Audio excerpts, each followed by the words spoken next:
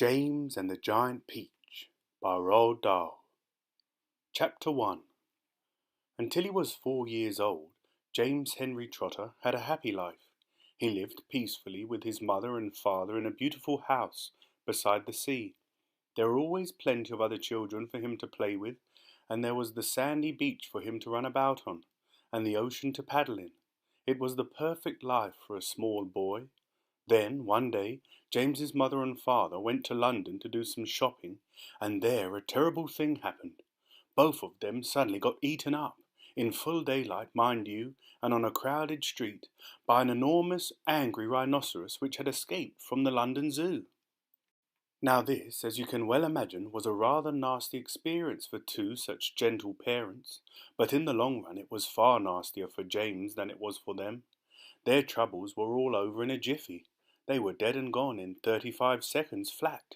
Poor James, on the other hand, was still very much alive, and all at once he found himself alone and frightened in a vast, unfriendly world. The lovely house by the seaside had to be sold immediately, and the little boy, carrying nothing but a small suitcase containing a pair of pyjamas and a toothbrush, was sent away to live with his two aunts. Their names were Aunt Sponge and Aunt Spiker, and I'm sorry to say that they were both really horrible people. They were selfish and lazy and cruel, and right from the beginning they started beating poor James for almost no reason at all. They never called him by his real name, but always referred to him as "you disgusting little beast," or "you filthy nuisance," or "you miserable creature," and they certainly never gave him any toys to play with, or any picture books to look at. His room was as bare as a prison cell. They lived, Aunt Sponge, Aunt Spiker, and now James as well, in a queer ramshackle house on the top of a high hill in the south of England. The hill was so high that from almost anywhere in the garden James could look down and see for miles and miles across a marvellous landscape of woods and fields. And on a very clear day, if he looked in the right direction, he could see a tiny grey dot far away on the horizon, which was the house that he used to live in with his beloved mother and father. And just beyond that he could see the ocean itself, a long thin streak of blackish blue, like a line of ink beneath the rim of the sky. But James was never allowed to go down off the top of that hill. Neither Aunt Sponge nor Aunt Spiker could ever be bothered to take him out herself, not even for a small walk or a picnic, and he certainly wasn't permitted to go alone. "The nasty little beast will only get into mischief if he goes out of the garden," Aunt Spiker had said, and terrible punishments were promised him, such as being locked up in the cellar with the rats for a week, if he even so much as dared to climb over the fence. The garden, which covered the whole of the top of the hill, was large and desolate, and the only tree in the entire place, apart from a clump of dirty old laurel bushes at the far end, was an ancient peach tree that never gave any peaches. There was no swing, no seesaw, no sandpit, and no other children were ever invited to come up to the hill to play with poor James. There wasn't so much as a dog or a cat around to keep him company, and as time went on he became sadder and sadder, and more lonely, and he used to spend hours every day standing at the bottom of the garden, gazing wistfully at the lovely but forbidden world of woods and fields and ocean that spread out below him like a magic carpet. Chapter 2. After James Henry Trotter had been living with his aunts for 3 whole years, there came a morning when something rather peculiar happened to him, and this thing, which I say was only rather peculiar, soon caused a second thing to happen, which was very peculiar, and then the very peculiar thing, in its own turn, caused a really fantastically peculiar thing to occur. It all started on a blazing hot day in the middle of summer. Aunt Sponge, Aunt Spiker, and James were all out in the garden. James had been put to work, as usual. This time he was chopping wood for the kitchen stove. Aunt Sponge and Aunt Spiker were sitting comfortably in deck chairs nearby, sipping tall glasses of fizzy lemonade and watching him to see that he didn't stop work for one moment. Aunt Sponge was enormously fat and very short. She had small piggy eyes, a sunken mouth, and one of those white flabby faces that looked exactly as though it had been boiled. She was like a great white, soggy, overboiled cabbage. Aunt Spiker, on the other hand, was lean and tall and bony, and she wore steel-rimmed spectacles that fixed onto the end of her nose with a clip. She had a screeching voice and long, wet, narrow lips, and whenever she got angry or excited, little flecks of spit would come shooting out of her mouth as she talked. And there they sat, these two ghastly hags, sipping their drinks, and every now and again screaming at James to chop faster and faster. They also talked about themselves, each one saying how beautiful she thought she was. Aunt Sponge had a long-handled mirror on her lap, and she kept picking it up and gazing at her own hideous face. "I look and smell," Aunt Sponge declared, "as lovely as a rose. Just feast your eyes upon my face, observe my shapely nose.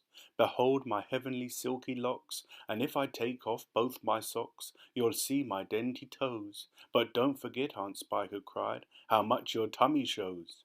Aunt Sponge went red. Aunt Spiker said, "My sweet, you cannot win. Behold my gorgeous curvy shape, my teeth, my charming grin.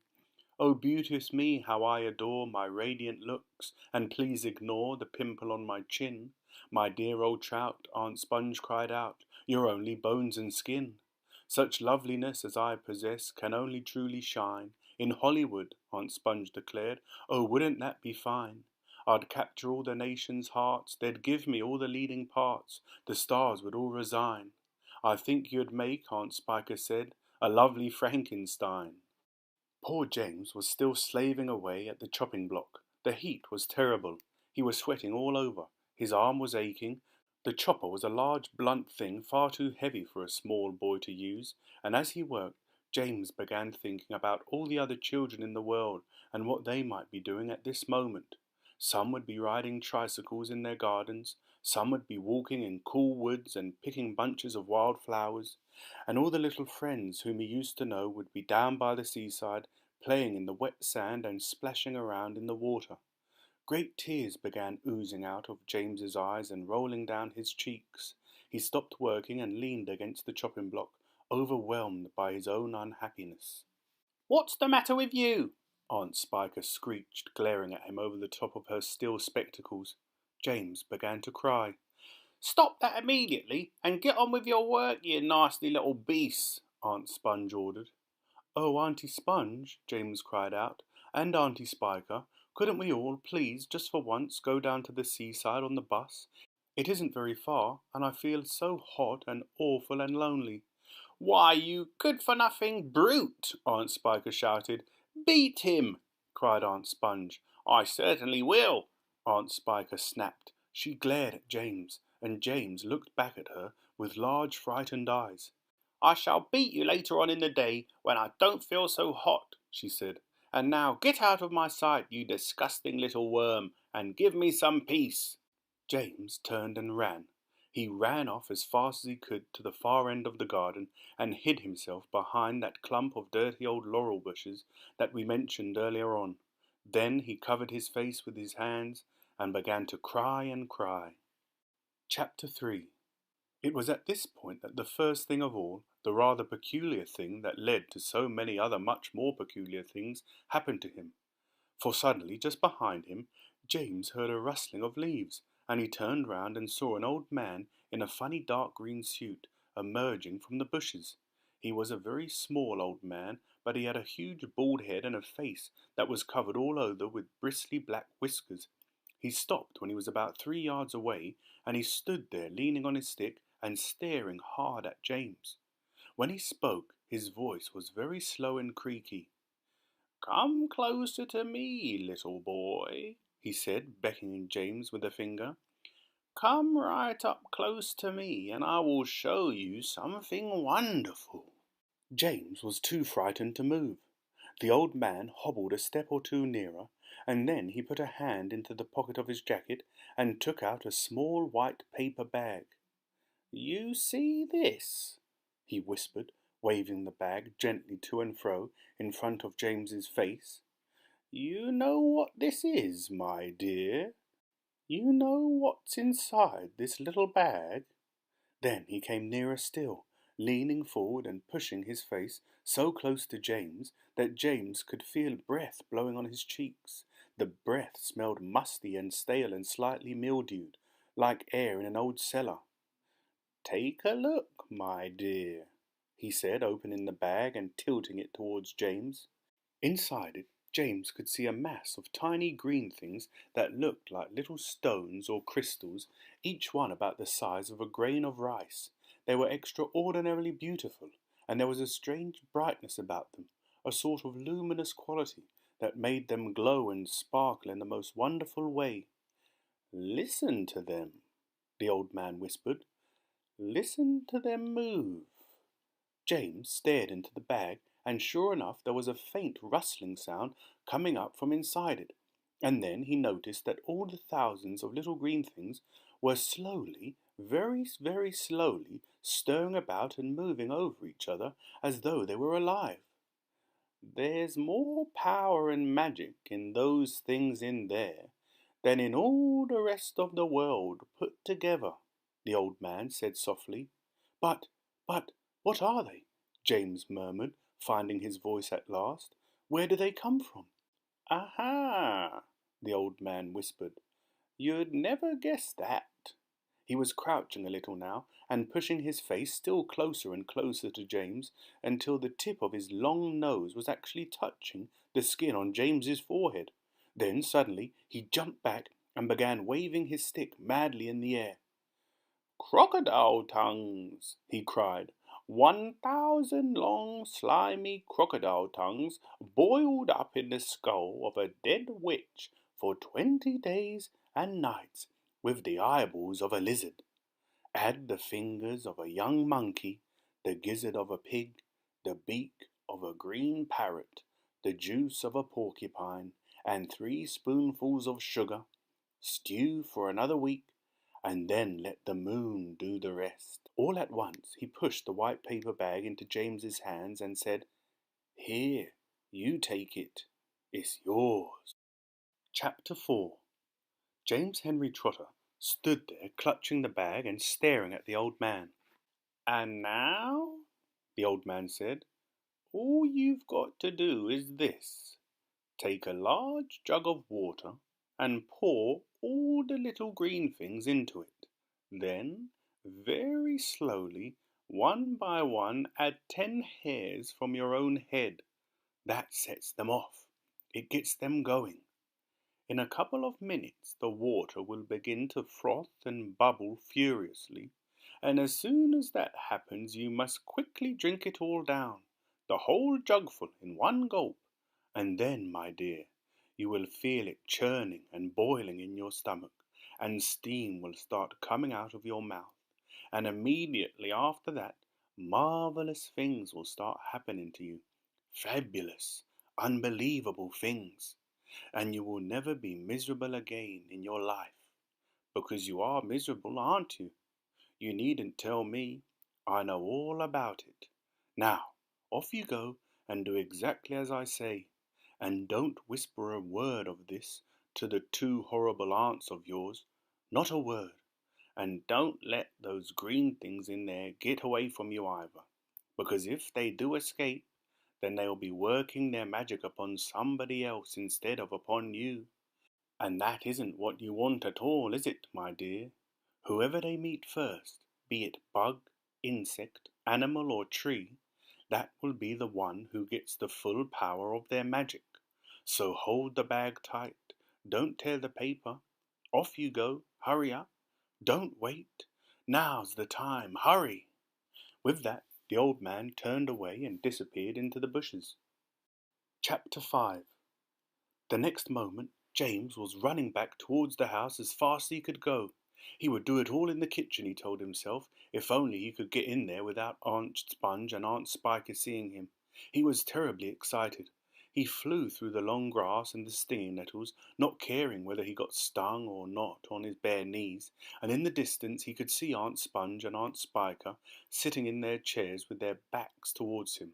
He swerved away from them so as to go round the other side of the house, but then suddenly, just as he was passing underneath the old peach tree that stood in the middle of the garden, his foot slipped and he fell flat on his face in the grass. The paper bag burst open as it hit the ground, and the thousands of tiny green things were scattered in all directions. James immediately picked himself up onto his hands and knees and started searching around for his precious treasures. But what was this? They were all sinking into the soil.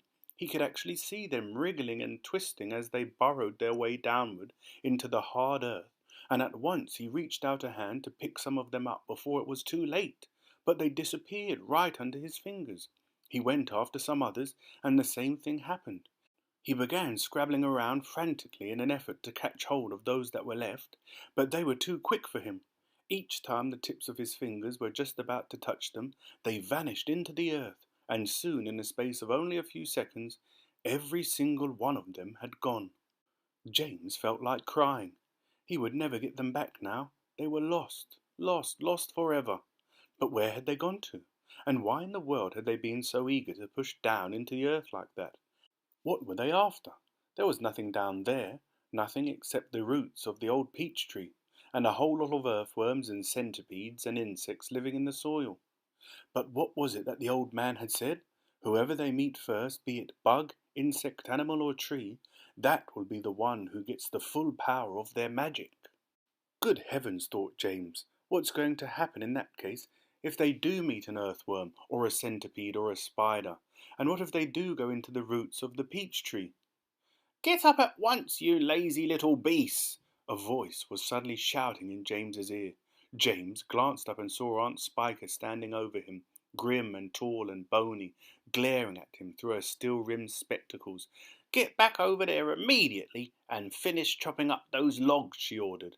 Aunt Sponge, fat and pulpy as a jellyfish, came waddling up behind her sister to see what was going on.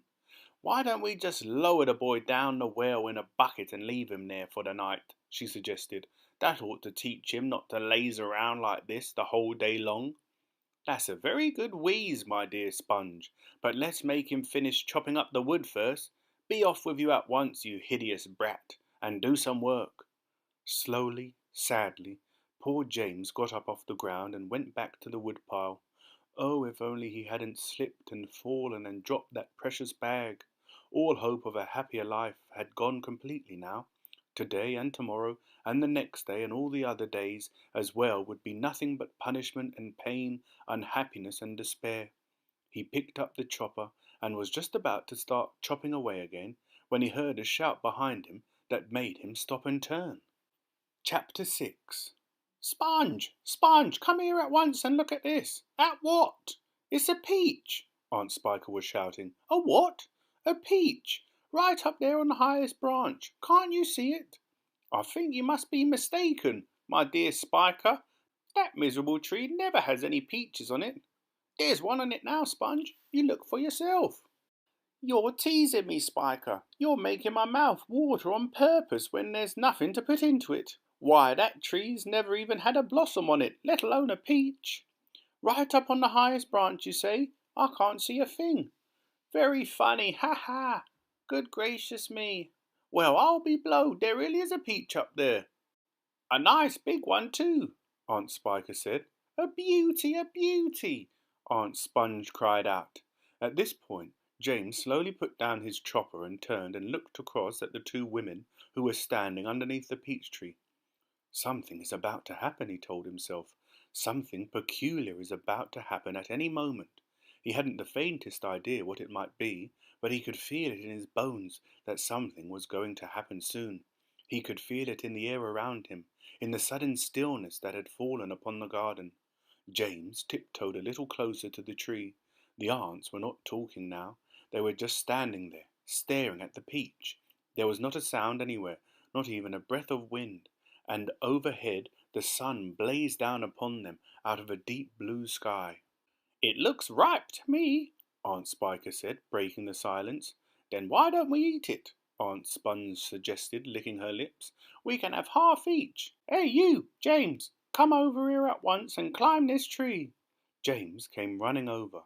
"I want you to pick that peach up there on the highest branch," Aunt Sponge went on. "Can you see it?" "Yes, Auntie Sponge, I can see it." "And don't you dare eat any of it yourself. Your Aunt Spiker and I are going to have it between us right here and now, half each. Get on with it. Up you go." James crossed over to the tree trunk. "Stop!" Aunt Spiker said quickly. "Hold everything."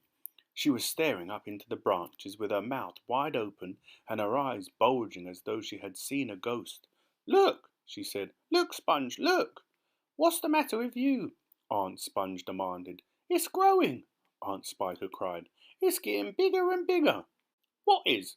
The peach, of course. You're joking. Well, look for yourself. But my dear Spiker, that's perfectly ridiculous. That's impossible. That's, that's... Now wait just a minute. No, that can't be right. No, yes, great Scott, the thing really is growing. It's nearly twice as big already, Aunt Spiker shouted. It can't be true. It is true. It must be a miracle. Watch it, watch it. I am watching it. Great heavens alive, Aunt Spiker yelled. I can actually see the thing bulging and swelling before my very eyes. Chapter 7. The two women and the small boy stood absolutely still on the grass underneath the tree, gazing up at this extraordinary fruit. James's little face was glowing with excitement. His eyes were as big and bright as two stars. He could see the peach swelling larger and larger, as clearly as if it were a balloon being blown up. In half a minute it was the size of a melon. In another half minute it was twice as big again. Just look at it growing, Aunt Spiker cried. Will it ever stop? Aunt Sponge shouted, waving her fat arms and starting to dance around in circles. And now it was so big it looked like an enormous butter-coloured pumpkin dangling from the top of the tree. Get away from that tree trunk, you stupid boy, Aunt Spiker yelled. The slightest shake and I'm sure it'll fall off. It must weigh 20 or 30 pounds at least. The branch that the peach was growing upon was beginning to bend over further and further because of the weight. Stand back, Aunt Sponge shouted. It's coming down. The branch is going to break. But the branch didn't break. It simply bent over more and more as the peach got heavier and heavier, and still it went on growing. In another minute this mammoth fruit was as large and round and fat as Aunt Sponge herself, and probably just as heavy. It has to stop now, Aunt Spiker yelled. It can't go on forever. But it didn't stop. Soon it was the size of a small car and reached halfway to the ground. Both aunts were now hopping round and round the tree, clapping their hands and shouting all sorts of silly things in their excitement. Hallelujah! Aunt Spiker shouted. What a peach! What a peach! Terrifico! Aunt Sponge cried out. Magnifico! Splendifico! And what a meal! It's still growing. I know. As for James, he was so spellbound by the whole thing that he could only stand and stare and murmur quietly to himself, Oh, isn't it beautiful? It's the most beautiful thing I've ever seen. Shut up, you little twerp, Aunt Spiker snapped, happening to overhear him. It's none of your business. That's right, Aunt Sponge declared. It's got nothing to do with you whatsoever. Keep out of it. Look, Aunt Spiker shouted. It's growing faster than ever now. It's speeding up. I see it, Spiker. I do. Bigger and bigger grew the peach. Bigger and bigger and bigger. Then, at last, when it had become nearly as tall as the tree that it was growing on, as tall and wide, in fact, as a small house, the bottom part of it gently touched the ground, and there it rested. It can't fall off now, Aunt Sponge shouted. It's stopped growing, Aunt Spiker cried. No, it hasn't. Yes, it has. It's slowing down, Spiker. It's slowing down. But it hasn't stopped yet. You watch it. There was a pause. It has now. I believe you're right. Do you think it's safe to touch it? I don't know. We'd better be careful. Aunt Sponge and Aunt Spiker began walking slowly round the peach, inspecting it very cautiously from all sides. They were like a couple of hunters who had just shot an elephant and were not quite sure whether it was dead or alive, and the massive round fruit towered over them so high that they looked like midgets from another world beside it. The skin of the peach was very beautiful, a rich buttery yellow with patches of brilliant pink and red. Aunt Sponge advanced cautiously and touched it with the tip of one finger. It's ripe, she cried. It's just perfect. Now look here, Spiker. Why don't we go and get a shovel right away and dig out a great big chunk of it for you and me to eat? No, Aunt Spiker said. Not yet. Why ever not? Because I say so. But I can't wait to eat some, Aunt Sponge cried out. She was watering at the mouth now, and a thick trickle of spit was running down one side of her chin. "My dear Sponge," Aunt Spiker said slowly, winking at her sister and smiling a sly, thin-lipped smile. "There's a pile of money to be made out of this, if only we can handle it right. You wait and see." Chapter 8. The news that a peach almost as big as a house had suddenly appeared in someone's garden spread like wildfire across the countryside, and the next day a stream of people came scrambling up the steep hill to gaze upon this marvel. Quickly Aunt Sponge and Aunt Spiker called in carpenters and had them build a strong fence around the peach to save it from the crowd, and at the same time these two crafty women stationed themselves at the front gate with a large bunch of tickets and started charging everyone for coming in. Roll up, Aunt Spiker yelled. "Only 1 shilling to see the giant peach. Half price for children under 6 weeks old," Aunt Sponge shouted. "One at a time, please. Don't push, you're all going to get in. Hey you, come back there, you haven't paid." By lunchtime the whole place was a seething mass of men, women and children, all pushing and shoving to get a glimpse of this miraculous fruit.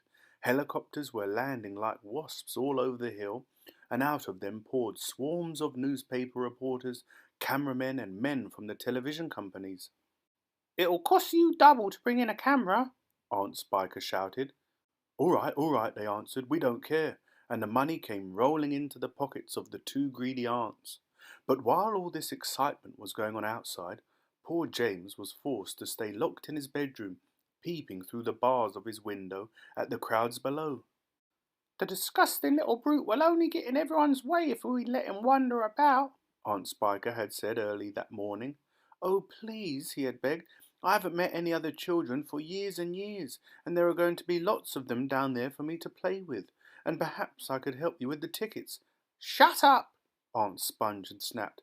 "Your Aunt Spiker and I are about to become millionaires, and the last thing we want is the likes of you messing things up and getting in the way." Later, when the evening of the first day came and the people had all gone home, the aunts unlocked James's door and ordered him to go outside and pick up all the banana skins and orange peel and bits of paper that the crowd had left behind. "Could I please have something to eat first?" he asked. "I haven't had a thing all day." "No!" they shouted, kicking him out of the door. "We're too busy to make food. We are counting our money." "But it's dark," cried James. "Get out!" they yelled, "and stay out until you've cleaned up all that mess." The door slammed. The key turned in the lock. Chapter 9. Hungry and trembling, James stood alone out in the open, wondering what to do.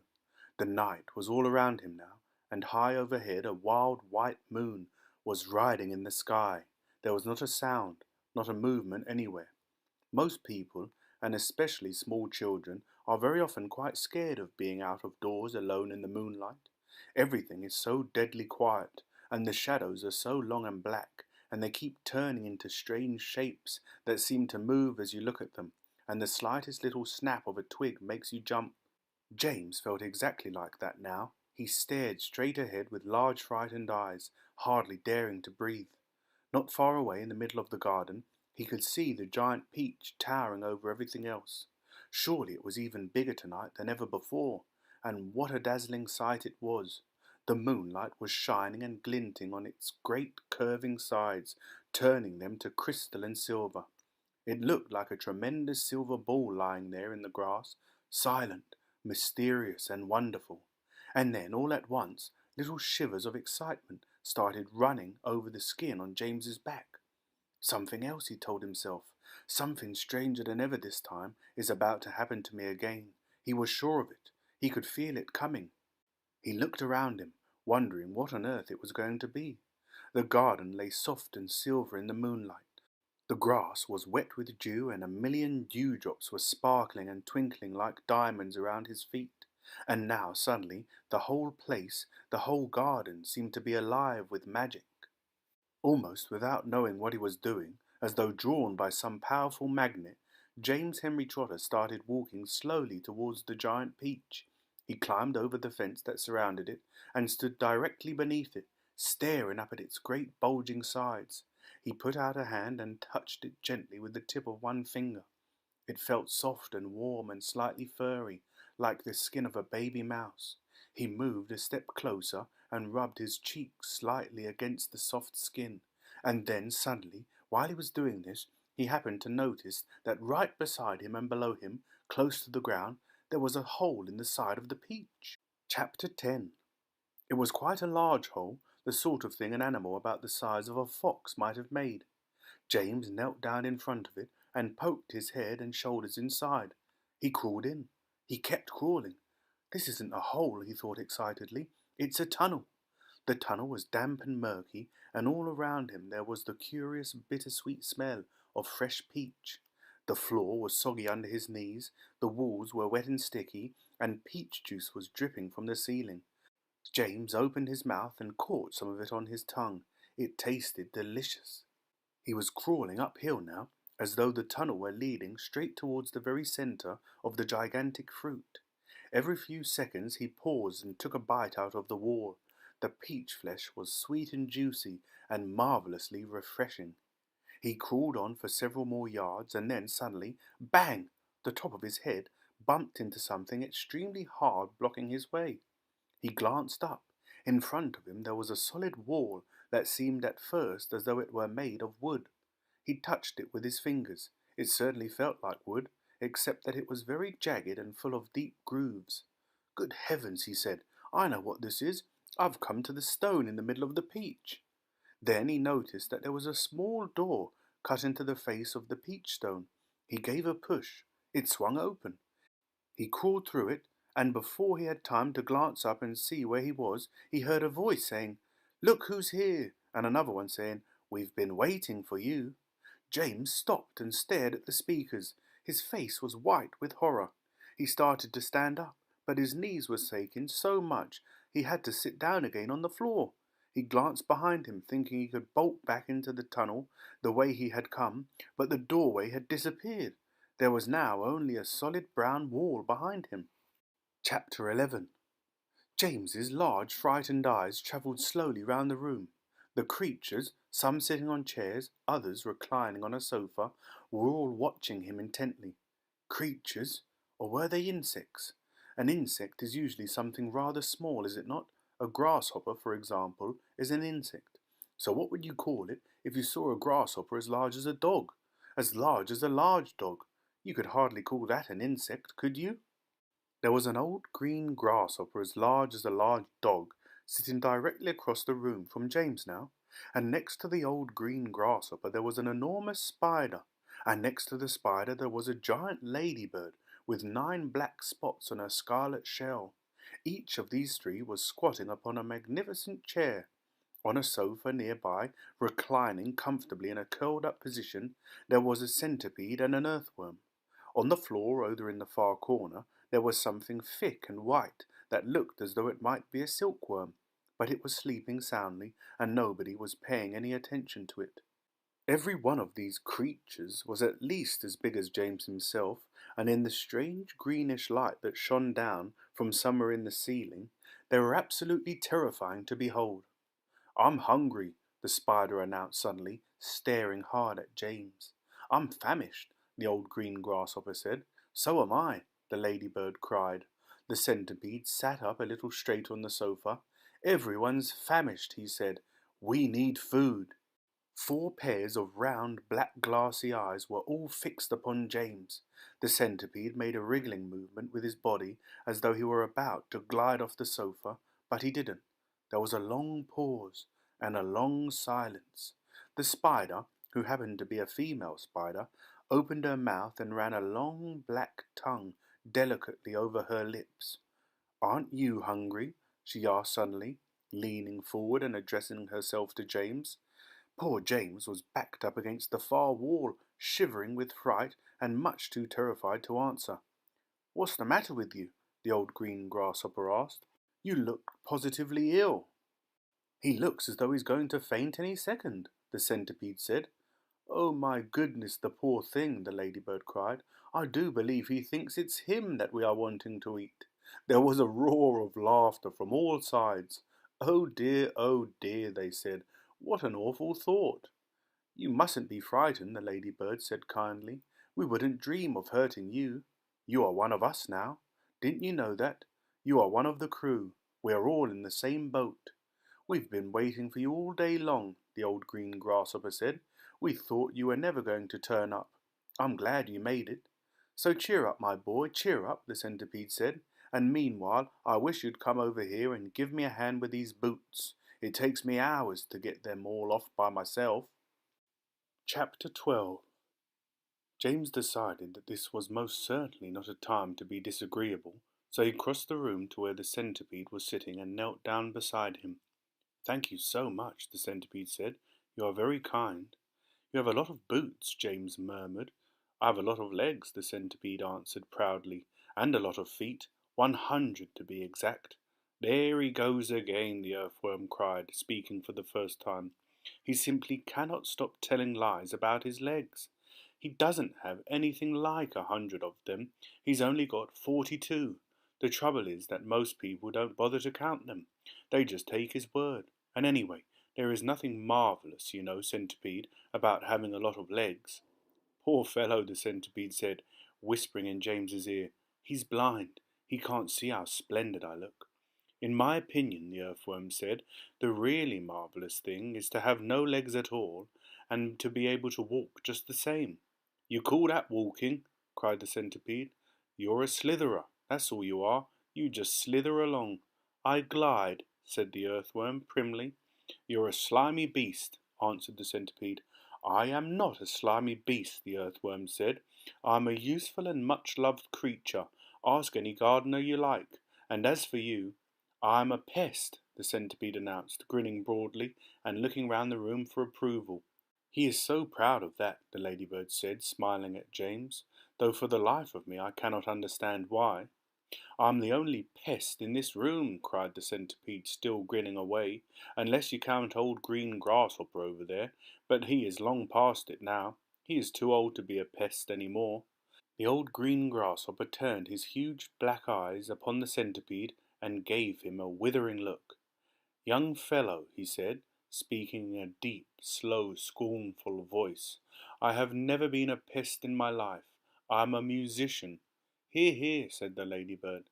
"James," the centipede said, "your name is James, isn't it?" "Yes." "Well, James, have you ever in your life seen such a marvellous colossal centipede as me?" "I certainly haven't," James answered. "How on earth did you get to be like that?"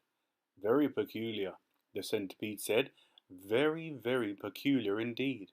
Let me tell you what happened. I was messing about in the garden under the old peach tree, and suddenly a funny little green thing came wriggling past my nose. Bright green it was, and extraordinarily beautiful, and it looked like some kind of a tiny stone or crystal." "Oh, but I know what that was," cried James. "It happened to me too," said the ladybird. "And me," Miss Spider said. "Suddenly there were little green things everywhere. The soil was full of them." "I actually swallowed one," the earthworm declared proudly. "So did I," the ladybird said. "I swallowed 3," the centipede cried. "But who's telling this story anyway? Don't interrupt." "It's too late to tell stories now," the old green grasshopper announced. "It's time to go to sleep." "I refuse to sleep in my boots," the centipede cried. "How many more are there to come off, James?" "I think I've done about 20 so far," James told him. "Then that leaves 80 to go," the centipede said. 22, not 80, shrieked the earthworm. "He's lying again." The centipede roared with laughter. "Stop pulling the earthworm's leg," the ladybird said. This sent the centipede into hysterics. "Pulling his leg," he cried, wriggling with glee and pointing at the earthworm. "Which leg am I pulling? You tell me that." James decided that he rather liked the centipede. He was obviously a rascal, but what a change it was to hear somebody laughing once in a while. He had never heard Aunt Sponge or Aunt Spiker laughing aloud in all the time he had been with them. "We really must get some sleep," the old green grasshopper said. "So would you be kind enough, Miss Spider, to make the beds?" Chapter 13. A few minutes later, Miss Spider had made the first bed. It was hanging from the ceiling, suspended by a rope of threads at either end, so that actually it looked more like a hammock than a bed. But it was a magnificent affair, and the stuff that it was made of shimmered like silk in the pale light. "I do hope you'll find it comfortable," Miss Spider said to the old green grasshopper. "I made it as soft and silky as I possibly could. I spun it with gossamer. That's a much better quality thread than the one I use for my own web." "Oh, thank you so much, my dear lady," the old green grasshopper said, climbing into the hammock. "Ah, this is just what I needed. Good night, everybody. Good night." Then Miss Spider spun the next hammock, and the ladybird got in. After that she spun a long one for the centipede, and an even longer one for the earthworm. "And how do you like your bed?" she said to James when it came to his turn. "Hard or soft?" "I like it soft, thank you very much," James answered. "For goodness sake, stop staring round the room and get on with my boots," the centipede said. "You and I are never going to get any sleep at this rate. And kindly line them up neatly in pairs as you take them off. Don't just throw them over your shoulder." James worked away frantically on the centipede's boots. Each one had laces that had to be untied and loosened before it could be pulled off, and to make matters worse, all the laces were tied up in the most terrible, complicated knots that had to be unpicked with fingernails. It was just awful. It took about 2 hours, and by the time James had pulled off the last boot of all and had lined them up in a row on the floor, 21 pairs altogether, the centipede was fast asleep. "Wake up, centipede," whispered James, giving him a gentle dig in the stomach. "It's time for bed." "Thank you, my dear child," the centipede said, opening his eyes. Then he got down off the sofa and ambled across the room and crawled into his hammock. James got into his own hammock, and oh, how soft and comfortable it was compared with the hard bare boards that his aunt had always made him sleep upon at home. "Lights out," said the centipede drowsily. Nothing happened. "Turn out the light," he called, raising his voice. James glanced round the room, wondering which of the others he might be talking to, but they were all asleep. The old green grasshopper was snoring loudly through his nose, the ladybird was making whistling noises as she breathed, and the earthworm was coiled up like a spring at one end of his hammock, wheezing and blowing through his open mouth. As for Miss Spider, she had made a lovely web for herself across one corner of the room, and James could see her crouching right in the very centre of it, mumbling softly in her dreams. "I said turn out the light!" shouted the centipede angrily. "Are you talking to me?" James asked him. "Of course I'm not talking to you, you ass," the centipede answered. "That crazy glowworm has gone to sleep with the light on." For the first time since entering the room, James glanced up at the ceiling, and there he saw a most extraordinary sight. Something that looked like a gigantic fly without wings. It was at least 3 feet long, was standing upside down upon its 6 legs in the middle of the ceiling, and the tail end of this creature seemed to be literally on fire. A brilliant greenish light, as bright as the brightest electric bulb, was shining out of its tail and lighting up the whole room. "Is that a glowworm?" asked James, staring at the light. "It doesn't look like a worm of any sort to me." "Of course it's a glowworm," the centipede answered. "At least that's what she calls herself, although actually you are quite right. She isn't really a worm at all. Glowworms are never worms. They are simply lady fireflies without wings. Wake up, you lazy beast!" But the glowworm didn't stir, so the centipede reached out of his hammock and picked up one of his boots from the floor. "Put out that wretched light!" he shouted, hurling the boot up at the ceiling. The glowworm slowly opened one eye and stared at the centipede. "There is no need to be rude," she said coldly. "All in good time." "Come on, come on, come on!" shouted the centipede, "or I'll put it out for you." "Oh, hello, James," the glowworm said, looking down and giving James a little wave and a smile. "I didn't see you come in. Welcome, my dear boy, welcome, and good night." Then, click, out went the light. James Henry Trotter lay there in the darkness with his eyes wide open, listening to the strange sleeping noises that the creatures were making all around him, and wondering what on earth was going to happen to him in the morning. Already he was beginning to like his new friends very much. They were not nearly as terrible as they looked. In fact, they weren't really terrible at all.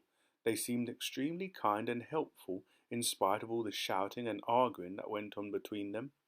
"Good night, old green grasshopper," he whispered. "Good night, ladybird. Good night, Miss Spider." But before he could go through them all, he had fallen fast asleep. Chapter 14. "We're off!" someone was shouting. "We're off at last!" James woke up with a jump and looked about him. The creatures were all out of their hammocks and moving excitedly around the room. Suddenly, the floor gave a great heave, as though an earthquake were taking place. "Here we go!" shouted the old green grasshopper, hopping up and down with excitement. "Hold on tight!" "What's happening?" cried James, leaping out of his hammock. "What's going on?" The ladybird, who was obviously a kind and gentle creature, came over and stood beside him. "In case you don't know it," she said, "we are about to depart forever from the top of this ghastly hill that we've all been living on for so long.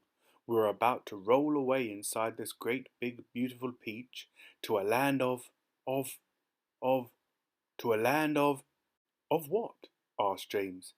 "Never you mind," said the ladybird, "but nothing could be worse than this desolate hilltop and those two repulsive aunts of yours." "Hear, hear!" they all shouted. "Hear, hear!" "You may not have noticed it," the ladybird went on, "but the whole garden, even before it reaches the steep edge of the hill, happens to be on a steep slope, and therefore the only thing that has been stopping this peach from rolling away right from the beginning is the thick stem attaching it to the tree. Break the stem, and off we go." "Watch it!" cried Miss Spider, as the room gave another violent lurch. "Here we go!" "Not quite, not quite. At this moment," continued the ladybird, "our centipede, who has a pair of jaws as sharp as razors, is up there on top of the peach nibbling away at that stem. In fact, he must be nearly through it, as you can tell from the way we're lurching about. Would you like me to take you under my wing so that you won't fall over when we start rolling?" "That's very kind of you," said James, "but I think I'll be all right." Just then the centipede stuck his grinning face through a hole in the ceiling and shouted, "I've done it! We're off! We're off!" the others cried. "We're off!" "The journey begins," shouted the centipede. "And who knows where it will end," muttered the earthworm, "if you have anything to do with it. It can only mean trouble." "Nonsense," said the ladybird. "We are now about to visit the most marvellous places and see the most wonderful things. Isn't that so, centipede?" "There is no knowing what we shall see," cried the centipede. "We may see a creature with 49 heads who lives in the desolate snow, and whenever he catches a cold which he dreads, he has 49 noses to blow. We may see the venomous pink-spotted scrunch, who can chew up a man with one bite. It likes to eat 5 of them roasted for lunch, and 18 for supper at night. We may see a dragon, and nobody knows that we won't see a unicorn there. We may see a terrible monster with toes growing out of the tufts of his hair. We may see the sweet little biddy bright hen, so playful, so kind and well bred, and such beautiful eggs you just boil them and then they explode and they blow off your head. A new rhinoceros surely you'll see, and that 'normous and horrible gnat, whose sting when it stings you goes in at the knee and comes out through the top of your hat. We may even get lost and be frozen by frost. We may die in an earthquake or tremor, or nastier still, we may even be tossed on the horns of a furious dilemma. But who cares? Let us go from this horrible hill. Let us roll, let us bow, let us plunge. Let us go rolling and bowling and spinning until we're away from old Spiker and Sponge." 1 second later, slowly, insidiously, almost gently, the great peach started to lean forward and steal into motion. The whole room began to tilt over, and all the furniture went sliding across the floor and crashed against the far wall. So did James and the ladybird and the old green grasshopper and Miss Spider and the earthworm, and also the centipede, who had just come slithering quickly down the wall. Chapter 15. Outside in the garden, at that very moment, Aunt Sponge and Aunt Spiker had just taken their places at the front gate, each with a bunch of tickets in her hand, and the first stream of early morning sightseers was visible in the distance, climbing up the hill to view the peach. "We shall make a fortune today," Aunt Spiker was saying. "Just look at all those people. I wonder what became of that horrid little boy of ours last night," Aunt Sponge said. "He never did come back in, did he?" "He probably fell down in the dark and broke his leg," Aunt Spiker said. "Or his neck, maybe," Aunt Sponge said hopefully. "Just wait till I get my hands on him," Aunt Spiker said, waving her cane. He'll never want to stay out all night again by the time I've finished with him. Good gracious me, what's that awful noise?" Both women swung round to look. The noise, of course, had been caused by the giant peach crashing through the fence that surrounded it, and now, gathering speed every second, it came rolling across the garden towards the place where Aunt Sponge and Aunt Spiker were standing. They gaped, they screamed, they started to run, they panicked, they both got in each other's way. They began pushing and jostling, and each one of them was thinking only about saving herself. Aunt Sponge, the fat one, tripped over a box that she had brought along to keep the money in, and fell flat on her face.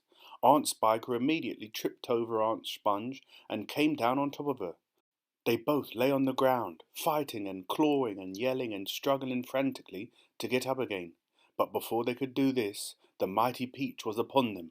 There was a crunch, and then there was silence.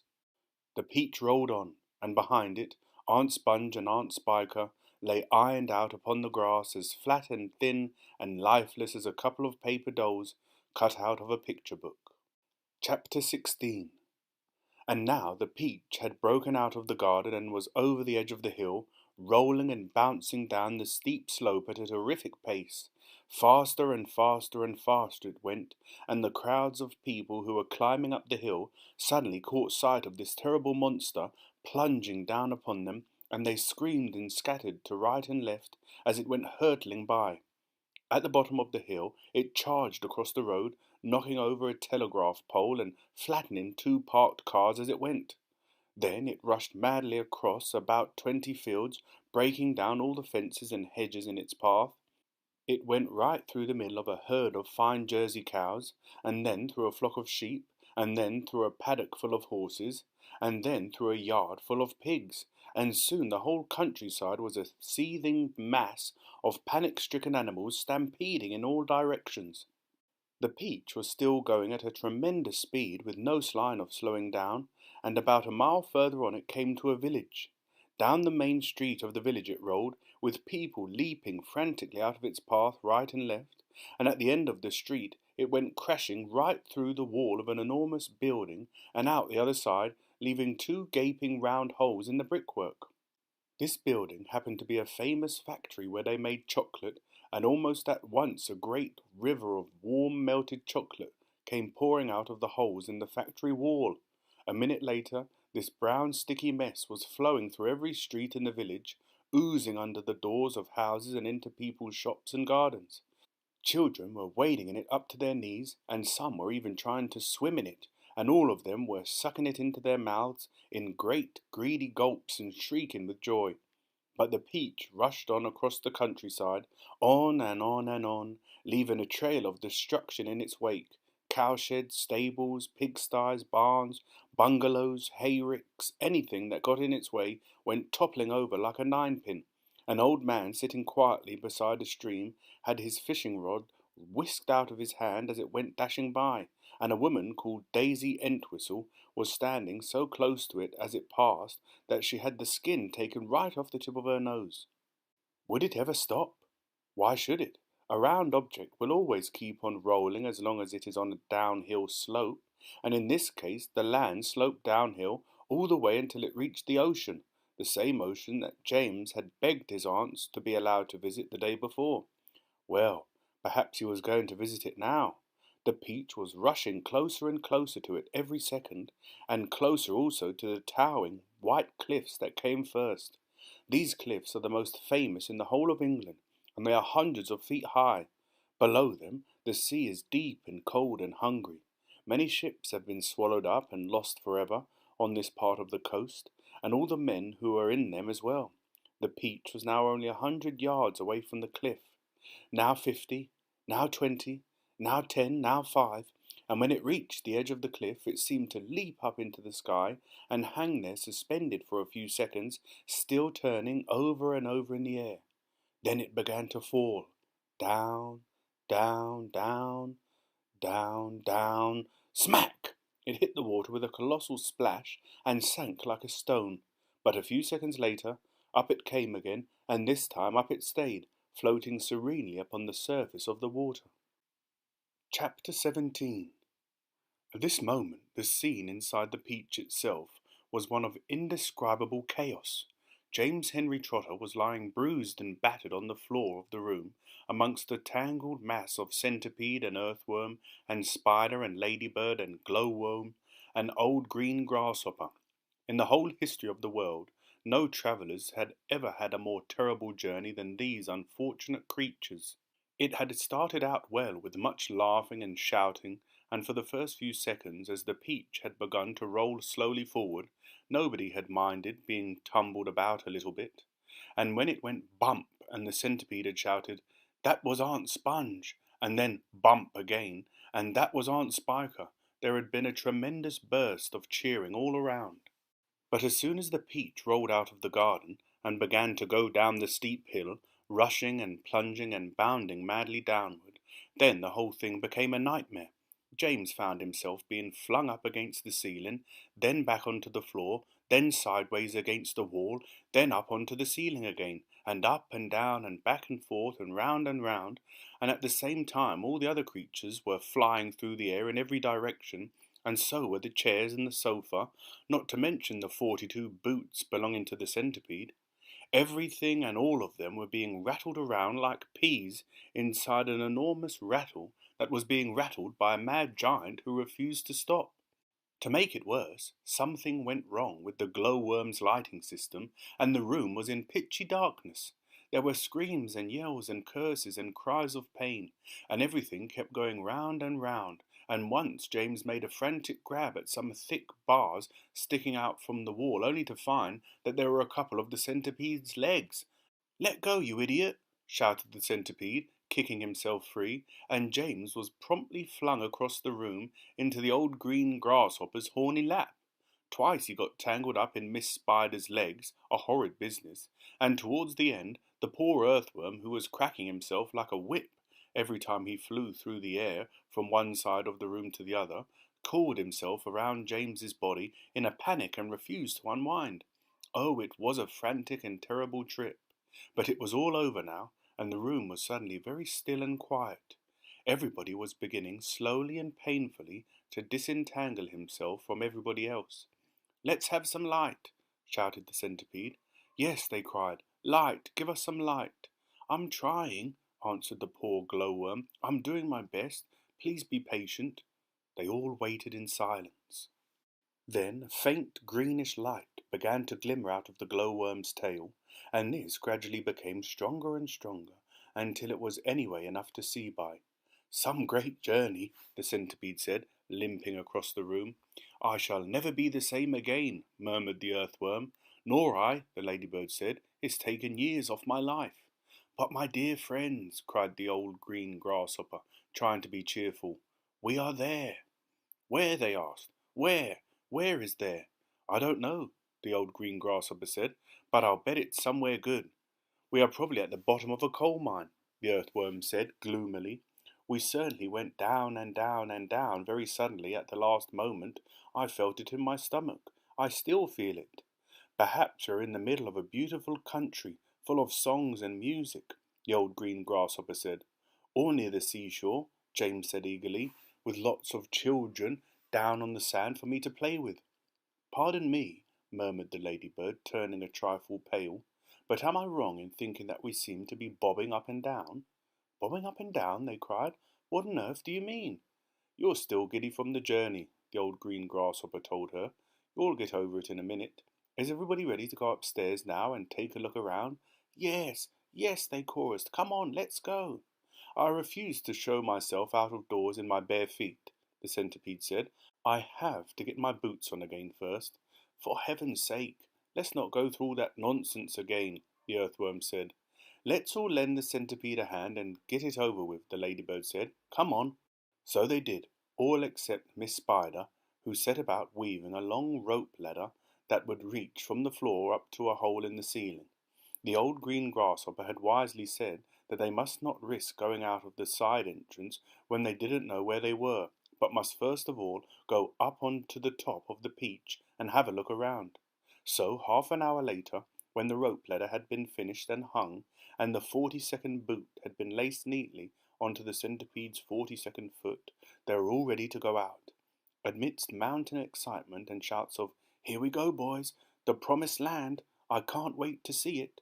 the whole company climbed up the ladder one by one and disappeared into a dark, soggy tunnel in the ceiling that went steeply, almost vertically upward.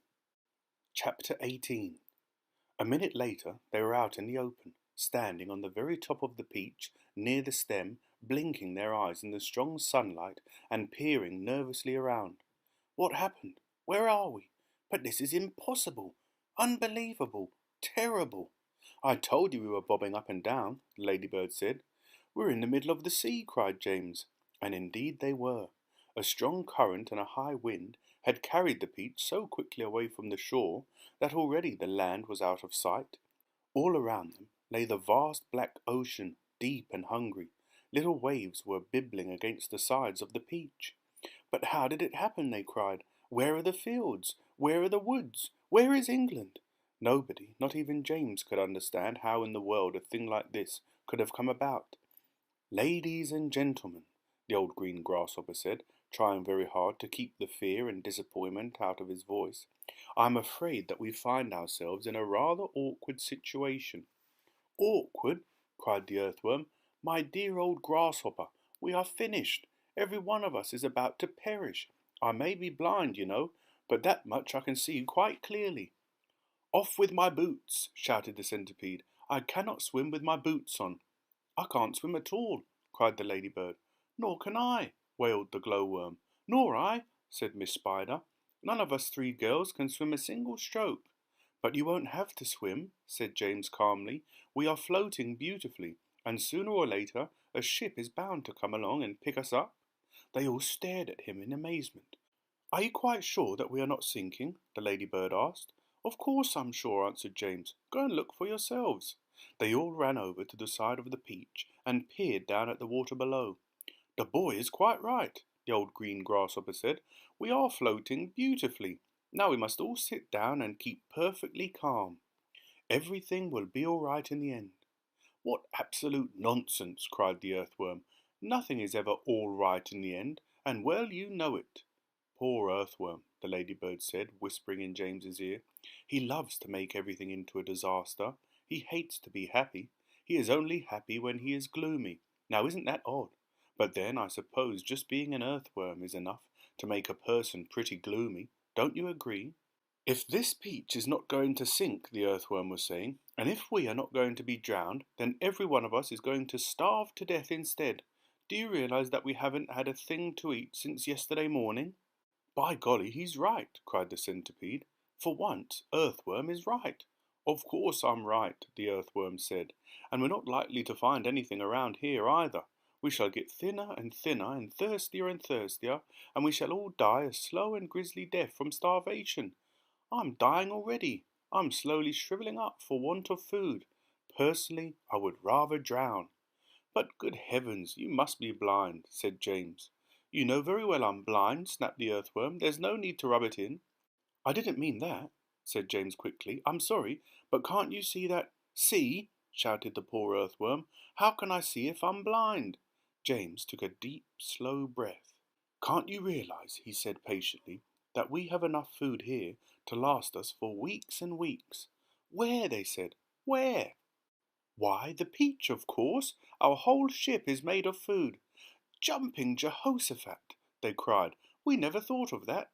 "My dear James," said the old green grasshopper, laying a front leg affectionately on James's shoulder, "I don't know what we'd do without you. You are so clever. Ladies and gentlemen, we are saved again." "We are most certainly not," said the earthworm. "You must be crazy. You can't eat the ship. It's the only thing that's keeping us up." "We shall starve if we don't," said the centipede. "And we shall drown if we do," cried the earthworm. Oh dear," said the old green grasshopper. "Now we're worse off than before." "Couldn't we just eat a little bit of it?" asked Miss Spider. "I'm so dreadfully hungry." "You can eat all you want," James answered. "It would take us weeks and weeks to make any sort of dent in this enormous peach. Surely you can see that." "Good heavens, he's right again," cried the old green grasshopper, clapping his hands. "It would take weeks and weeks, of course it would. But let's not go making a lot of holes all over the deck. I think we'd better simply scoop it out of that tunnel over there, the one that we've just come up by." "An excellent idea," said the ladybird. "What are you looking so worried about, Earthworm?" the centipede asked. "What's the problem?" "The problem is," the earthworm said, well, the problem is that there is no problem." Everyone burst out laughing. "Cheer up, Earthworm," they said. "Come and eat." And they all went over to the tunnel entrance and began scooping out great chunks of juicy, golden-coloured peach flesh. "Oh, marvellous," said the centipede, stuffing it into his mouth. "Delicious," said the old green grasshopper. "Just fabulous," said the glowworm. "Oh my," said the ladybird primly, "what a heavenly taste." She looked up at James and she smiled, and James smiled back at her. They sat down on the deck together, both of them chewing away happily. "You know, James," the ladybird said, "up until this moment I have never in my life tasted anything except those tiny little green flies that live on rose bushes. They have a perfectly delightful flavour, but this peach is even better." "Isn't it glorious?" Miss Spider said, coming over to join them. "Personally, I'd always thought that a big, juicy, caught-in-the-web bluebottle was the finest dinner in the world, until I tasted this." "What a flavour!" the centipede cried. "It's terrific. There's nothing like it. There never has been, and I should know because I personally have tasted all the finest foods in the world." Whereupon the centipede, with his mouth full of peach and with juice running down all over his chin, suddenly burst into song. "I've eaten many strange and scrumptious dishes in my time, like jellied gnats and dandy-prats and earwigs cooked in slime, and mice with rice, they're really nice when roasted in their prime, but don't forget to sprinkle them with just a pinch of grime. I've eaten fresh mud burgers by the greatest cooks there are, and scrambled dregs and stink bugs' eggs and hornets stewed in tar, and pails of snails and lizards' tails, and beetles by the jar. A beetle is improved by just a flash of vinegar. I often eat boiled slobbages, they're grand when served beside minced doodle bugs and curried slugs, and have you ever tried mosquitoes' toes and wompfish roes most delicately fried? The only trouble is they disagree with my inside. I'm mad for crispy wasp stings on a piece of buttered toast, and pickled spines of porcupines, and then a gorgeous roast of dragon's flesh, well hung, not fresh, it costs £1 at most, and comes to you in barrels if you order it by post. I crave the tasty tentacles of octopi for tea. I like hot dogs, I love hot frogs, and surely you'll agree. A plate of soil with engine's oil, a super recipe. I hardly need to mention that it's practically free. For dinner on my birthday I shall tell you what I chose. Hot noodles made from poodles on a slice of garden hose, and a rather smelly jelly made of armadillo's toes. The jelly is delicious, but you have to hold your nose. Now comes the centipede, declared the burden of my speech. These foods are rare beyond compare, some are right out of reach. But there's no doubt I'd go without 1,000,000 plates of each, for one small mite, one tiny bite, of this fantastic peach. Everybody was feeling happy now. The sun was shining brightly out of a soft blue sky and the day was calm. The giant peach, with the sunlight glinting on its side, was like a massive golden ball sailing upon a silver sea. Chapter 19. "Look!" cried the centipede just as they were finishing their meal. "Look at that funny thin black thing gliding through the water over there." They all swung round to look. "There are 2 of them," said Miss Spider. "There are lots of them," said the ladybird. "What are they?" asked the earthworm, getting worried. "They must be some kind of fish," said the old green grasshopper. "Perhaps they have come along to say hello." "They are sharks!" cried the earthworm. "I'll bet you anything you like that they are sharks, and they have come along to eat us up." "What absolute rot!" the centipede said, but his voice seemed suddenly to have become a little shaky, and he wasn't laughing. "I'm positive they are sharks," said the earthworm. "I just know they are sharks." And so, in actual fact, did everybody else, but they were too frightened to admit it. There was a short silence. They all peered down anxiously at the sharks, who were cruising slowly round and round the peach. "Just assuming that they are sharks," the centipede said, There still can't possibly be any danger if we stay up here." But even as he spoke, one of those thin black fins suddenly changed directions and came cutting swiftly through the water right up to the side of the Peach itself. The shark paused and stared up at the company with small, evil eyes. "Go away," they shouted. "Go away, you filthy beast." Slowly, almost lazily, the shark opened his mouth, which was big enough to have swallowed a perambulator, and made a lunge at the Peach. They all watched, aghast. And now, as though at a signal from the leader, all the other sharks came swimming in towards the Peach, and they clustered around it and began to attack it furiously. There must have been 20 or 30 of them at least, all pushing and fighting and lashing their tails and churning the water into a froth. Panic and pandemonium broke out immediately on top of the Peach. "Oh, we are finished now," cried Miss Spider, wringing her feet. "They will eat up the whole Peach, and then there'll be nothing left for us to stand on, and they'll start on us." "She is right," shouted the Ladybird. "We are lost forever." "Oh, I don't want to be eaten," wailed the Earthworm. "But they will take me first of all because I am so fat and juicy, and I have no bones." "Is there nothing we can do?" asked the Ladybird, appealing to James. "Surely you can think of a way out of this." Suddenly they were all looking at James. "Think," begged Miss Spider. "Think, James, think." "Come on," said the Centipede. "Come on, James. There must be something we can do." Their eyes waited upon him, tense, anxious, pathetically hopeful. Chapter 20. "There is something that I believe we might try," James Henry Trotter said slowly. "I'm not saying it'll work." "Tell us," cried the Earthworm. "Tell us quick." "We'll try anything you say," said the Centipede. "But hurry, hurry, hurry." "Be quiet and let the boy speak," said the Ladybird. "Go on, James." They all moved a little closer to him. There was a longish pause. "Go on," they cried frantically. "Go on." And all the time while they were waiting, they could hear the sharks threshing around in the water below them. It was enough to make anyone frantic. "Come on, James," the Ladybird said, coaxing him. I'm afraid it's no good after all," James murmured, shaking his head. "I'm terribly sorry. I forgot. We don't have any string. We'd need hundreds of yards of string to make this work." "What sort of string?" asked the old green grasshopper sharply. "Any sort, just so long as it's strong." "But my dear boy, that's exactly what we do have. We've got all you want." "How? Where?" "The silkworm," cried the old green grasshopper. "Didn't you ever notice the silkworm? She's still downstairs. She never moves. She just lies there sleeping all day long, but we can easily wake her up and make her spin." "And what about me, may I ask?" asked Miss Spider. "I can spin just as well as any silkworm. What's more, I can spin patterns." "Can you make enough between you?" asked James. "As much as you want." "And quickly?" Of course, of course. "And would it be strong?"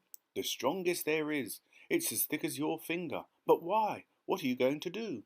"I'm going to lift this Peach clear out of the water," James announced firmly. "You're mad," cried the Earthworm. "It's our only chance. The boy's crazy. He's joking." "Go on, James," the Ladybird said gently. "How are you going to do it?" "Skyhooks, I suppose," jeered the Centipede. "Seagulls," James answered calmly. "The place is full of them. Look up there." They all looked up and saw a great mass of seagulls wheeling round and round in the sky. "I'm going to take a long silk string," James went on, "and I'm going to loop one end of it round a seagull's neck, and then I'm going to tie the other end to the stem of the peach." He pointed to the peach stem, which was standing up like a short, thick mast in the middle of the deck. "Then I'm going to get another seagull and do the same thing again, then another and another." "Ridiculous!" they shouted. "Absurd! Poppycock! Balderdash! Madness!" And the old green grasshopper said, "How can a few seagulls lift an enormous thing like this up into the air? And all of us as well? It would take hundreds, thousands." "There is no shortage of seagulls," James answered. "Look for yourself. We'll probably need 400, 500, 600, maybe even 1,000. I don't know. I shall simply go on hooking them up to the stem until we have enough to lift us. They'll be bound to lift us in the end. It's like balloons. You give someone enough balloons to hold, I mean really enough, then he goes up. And a seagull has far more lifting power than a balloon. If only we have the time to do it. If only we are not sunk first by those awful sharks." "You're absolutely off your head," said the earthworm. "How on earth do you propose to get a loop of string round a seagull's neck? I suppose you're going to fly up there yourself and catch it." "The boy's dotty," said the centipede. "Let him finish," said the ladybird. "Go on, James. How would you do it? With bait?" "Bait? What sort of bait?" "With a worm, of course. Seagulls love worms. Didn't you know that? And luckily for us, we have here the biggest, fattest, pinkest, juiciest earthworm in the world." "You can stop right there," the earthworm said sharply. "That's quite enough." "Go on," said the others, beginning to grow interested. "Go on." "The seagulls have already spotted him," James continued. "That's why there are so many of them circling round. But they daren't come down to get him while all the rest of us are standing here. So this is what—" "Stop!" cried the earthworm. "Stop, stop, stop! I won't have it. I refuse. I— "Be quiet," said the centipede. "Mind your own business." "I like that." "My dear earthworm, you're going to be eaten anyway, so what difference does it make whether it's sharks or seagulls?" "I won't do it." "Why don't we hear what the plan is first?" said the old green grasshopper. "I don't give a hoot what the plan is," cried the earthworm. "I am not going to be pecked to death by a bunch of seagulls." "You will be a martyr," said the centipede. "I shall respect you for the rest of my life." "So will I," said Miss Spider, "and your name will be in all the newspapers. Earthworm gives life to save friends." "But he won't have to give his life," James told them. "Now listen to me. This is what we'll do." Chapter 21. "Why, it's absolutely brilliant!" cried the old green grasshopper when James had explained his plan. "The boy's a genius," the centipede announced. "Now I can keep my boots on after all." "Oh, I shall be pecked to death," wailed the poor earthworm. "Of course you won't." "I will, I know I will, and I won't even be able to see them coming at me because I have no eyes." James went over and put an arm gently round the earthworm's shoulders. "I won't let them touch you," he said. "I promise I won't. But we've got to hurry. Look down there." There were more sharks than ever now around the peach. The water was boiling with them. There must have been 90 or 100 at least, and to the travellers up on top it certainly seemed as though the peach were sinking lower and lower into the water. "Action stations!" James shouted. "Jump to it! There's not a moment to lose." He was the captain now, and everyone knew it. They would do whatever he told them. "All hands below deck except Earthworm," he ordered. "Yes, yes," they said eagerly as they scuttled into the tunnel entrance. "Come on, let's hurry." "And you, Centipede," James shouted, "hop downstairs and get that silkworm to work at once. Tell her to spin as she's never spun before. Our lives depend upon it. And the same applies to you, Miss Spider. Hurry on down. Start spinning." Chapter 22. In a few minutes everything was ready. It was very quiet now on the top of the peach. There was nobody in sight, nobody except the earthworm. One half of the earthworm, looking like a great, thick, juicy pink sausage, lay innocently in the sun for all the seagulls to see. The other half of him was dangling down the tunnel. James was crouching close beside the earthworm in the tunnel entrance, just below the surface, waiting for the first seagull. He had a loop of silk string in his hands. The old green grasshopper and the ladybird were further down the tunnel, holding on to the earthworm's tail, ready to pull him quickly in out of danger as soon as James gave the word. And far below, in the great stone of the peach, the glowworm was lighting up the room, so that the two spinners, the silkworm and Miss Spider, could see what they were doing. The centipede was down there too, exhorting them both frantically to greater efforts, and every now and again James could hear his voice coming up faintly from the depths, shouting, "Spin, silkworm, spin, you great fat lazy brute! Faster, faster, or we'll throw you into the sharks!" "Here comes the first seagull," whispered James. "Keep still now, earthworm, keep still. The rest of you get ready to pull." "Please don't let it spike me," begged the earthworm. I won't. Shh." Out of the corner of one eye, James watched the seagull as it came swooping down towards the earthworm, and then suddenly it was so close that he could see its small black eyes and its curved beak, and the beak was open, ready to grab a nice piece of flesh out of the earthworm's back. "Pull!" shouted James. The old green grasshopper and the ladybird gave the earthworm's tail an enormous tug, and like magic the earthworm disappeared into the tunnel. At the same time, up went James's hand, and the seagull flew right into the loop of silk that he was holding out. The loop, which had been cleverly made, tightened just at the right moment, but not too much, around its neck, and the seagull was captured. "Hooray!" shouted the old green grasshopper, peering out of the tunnel. "Well done, James!" Up flew the seagull, with James paying out the silk string as it went. He gave it about 50 yards and then tied the string to the stem of the peach. "Next one!" he shouted, jumping back into the tunnel.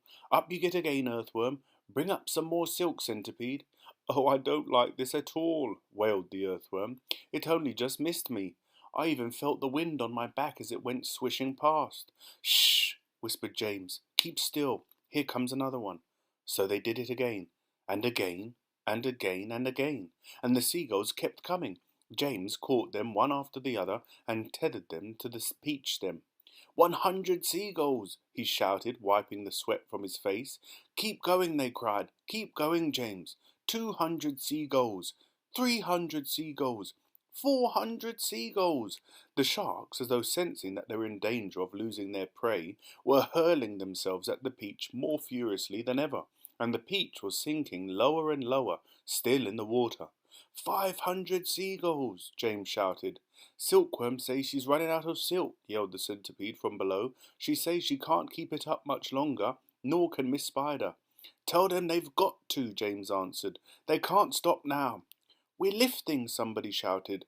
"No, we're not." "I felt it." "Put on another seagull, quick!" "Quiet, everybody! Quiet, here's one coming now." This was the 501st seagull, and the moment that James caught it and tethered it to the stem with all the others, the whole enormous peach suddenly started rising up slowly out of the water. "Look out! Here we go! Hold on, boys!" But then it stopped, and there it hung. It hovered and swayed, but it went no higher. The bottom of it was just touching the water. It was like a delicately balanced scale that needed only the tiniest push to tip it one way or the other. "One more will do it," shouted the old green grasshopper, looking out of the tunnel. "We're almost there." And now came the big moment. Quickly, the 502nd seagull was caught and harnessed to the peach stem.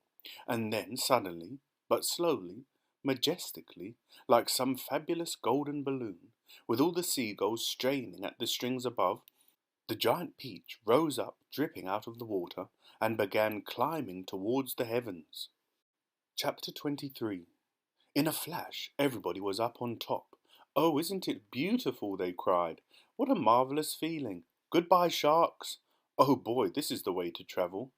Miss Spider, who was literally squealing with excitement, grabbed the Centipede by the waist, and the two of them started dancing round and round the peach stem together. The Earthworm stood up on his tail and did a sort of wriggle of joy all by himself. The old green grasshopper kept hopping higher and higher in the air. The ladybird rushed over and shook James warmly by the hand. The glowworm, who at the best of times was a very shy and silent creature, sat glowing with pleasure near the tunnel entrance. Even the silkworm, looking white and thin and completely exhausted, came creeping out of the tunnel to watch this miraculous ascent. Up and up they went, and soon they were as high as the top of a church steeple above the ocean.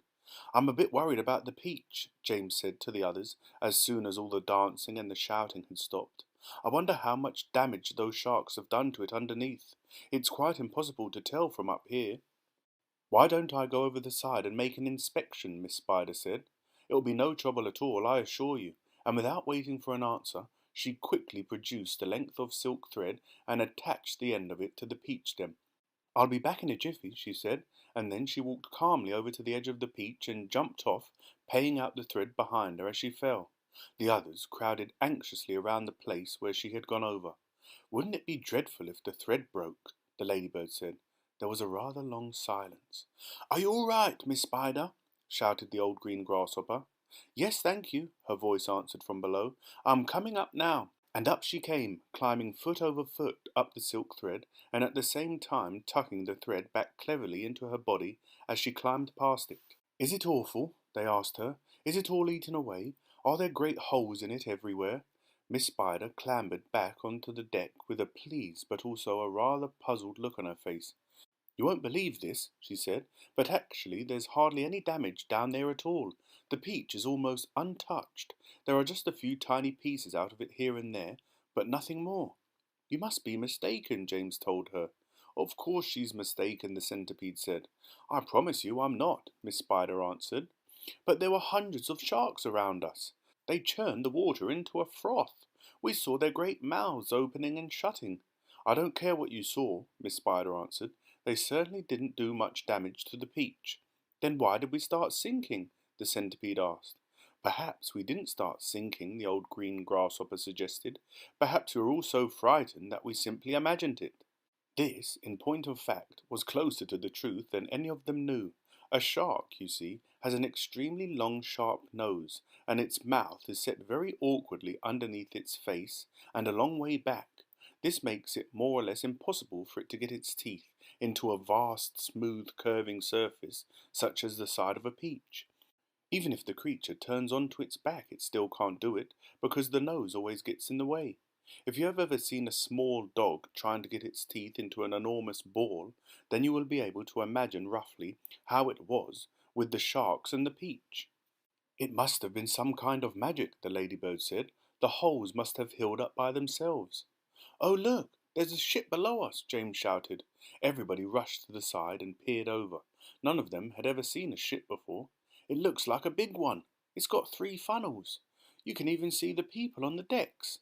Let's wave to them. Do you think they can see us?" Neither James nor any of the others knew it, but the ship that was now passing beneath them was actually the Queen Mary, sailing out of the English Channel on her way to America. And on the bridge of the Queen Mary, the astonished captain was standing with a group of his officers, all of them gaping at the great round ball hovering overhead. "I don't like it," the captain said. "Nor do I," said the first officer. "Do you think it's following us?" said the second officer. "I tell you I don't like it," muttered the captain. "It could be dangerous," the first officer said. "That's it," cried the captain. "It's a secret weapon. Holy cats! Send a message to the Queen at once. The country must be warned. And give me my telescope." The first officer handed the telescope to the captain. The captain put it to his eye. "There's birds everywhere," he cried. "The whole sky is teeming with birds. What in the world are they doing? And wait a second. There are people on it. I can see them moving. There's do I have this darn thing focus right? It looks like a little boy in short trousers. Yes, I can distinctly see a little boy in short trousers standing up there. And there's a, there's a, there's a, a sort of giant ladybird." "Now, just a minute, Captain," the first officer said. "And a colossal green grasshopper?" "Captain," the first officer said sharply. "Captain, please." "And a mammoth spider." "Oh dear, he's been at the whiskey again," whispered the second officer. "And a simply enormous centipede," screamed the captain. "Call the ship's doctor," the first officer said. "Our captain is not well." A moment later, the great round ball disappeared into a cloud, and the people on the ship never saw it again. Chapter 24. But up on the beach itself, everyone was still happy and excited.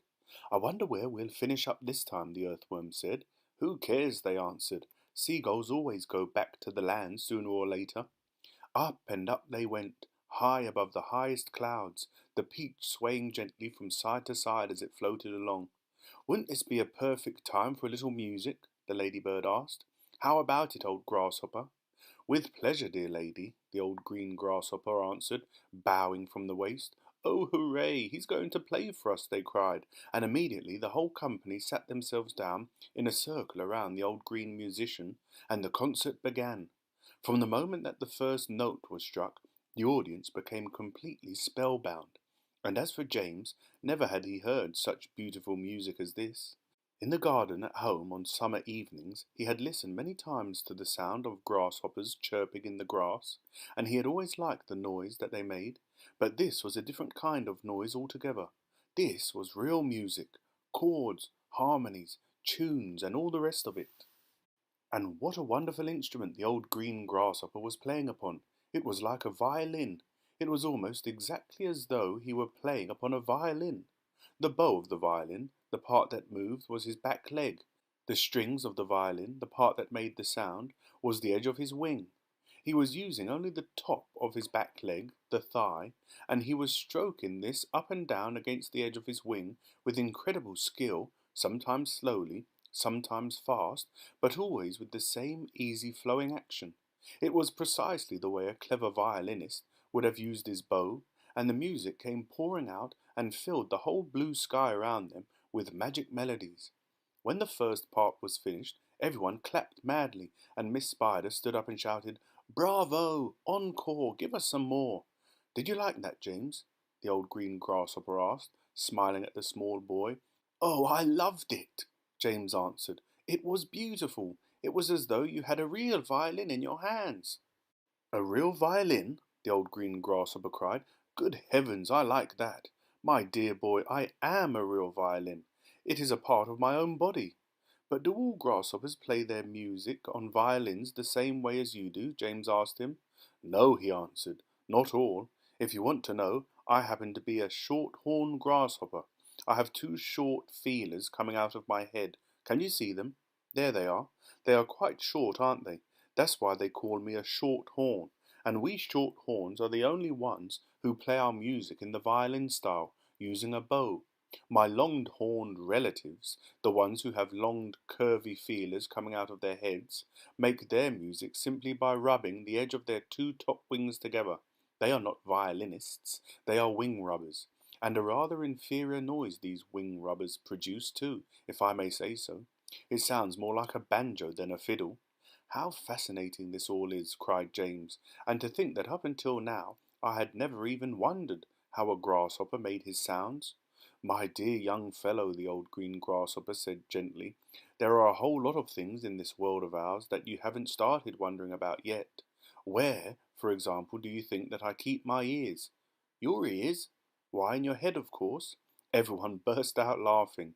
"You mean you don't even know that?" cried the centipede. "Try again," said the old green grasshopper, smiling at James. "You can't possibly keep them anywhere else." "Oh, can't I? Well, I give up. Where do you keep them?" "Right here," the old green grasshopper said. "One on each side of my tummy." "It's not true." "Of course it's true. What's so peculiar about that? You ought to see where my cousins, the crickets and the katydids, keep theirs." "Where do they keep them?" "In their legs. One in each front leg, just below the knee." "You mean you didn't know that either?" the centipede said scornfully. "You're joking," James said. "Nobody could possibly have his ears in his legs." "Why not?"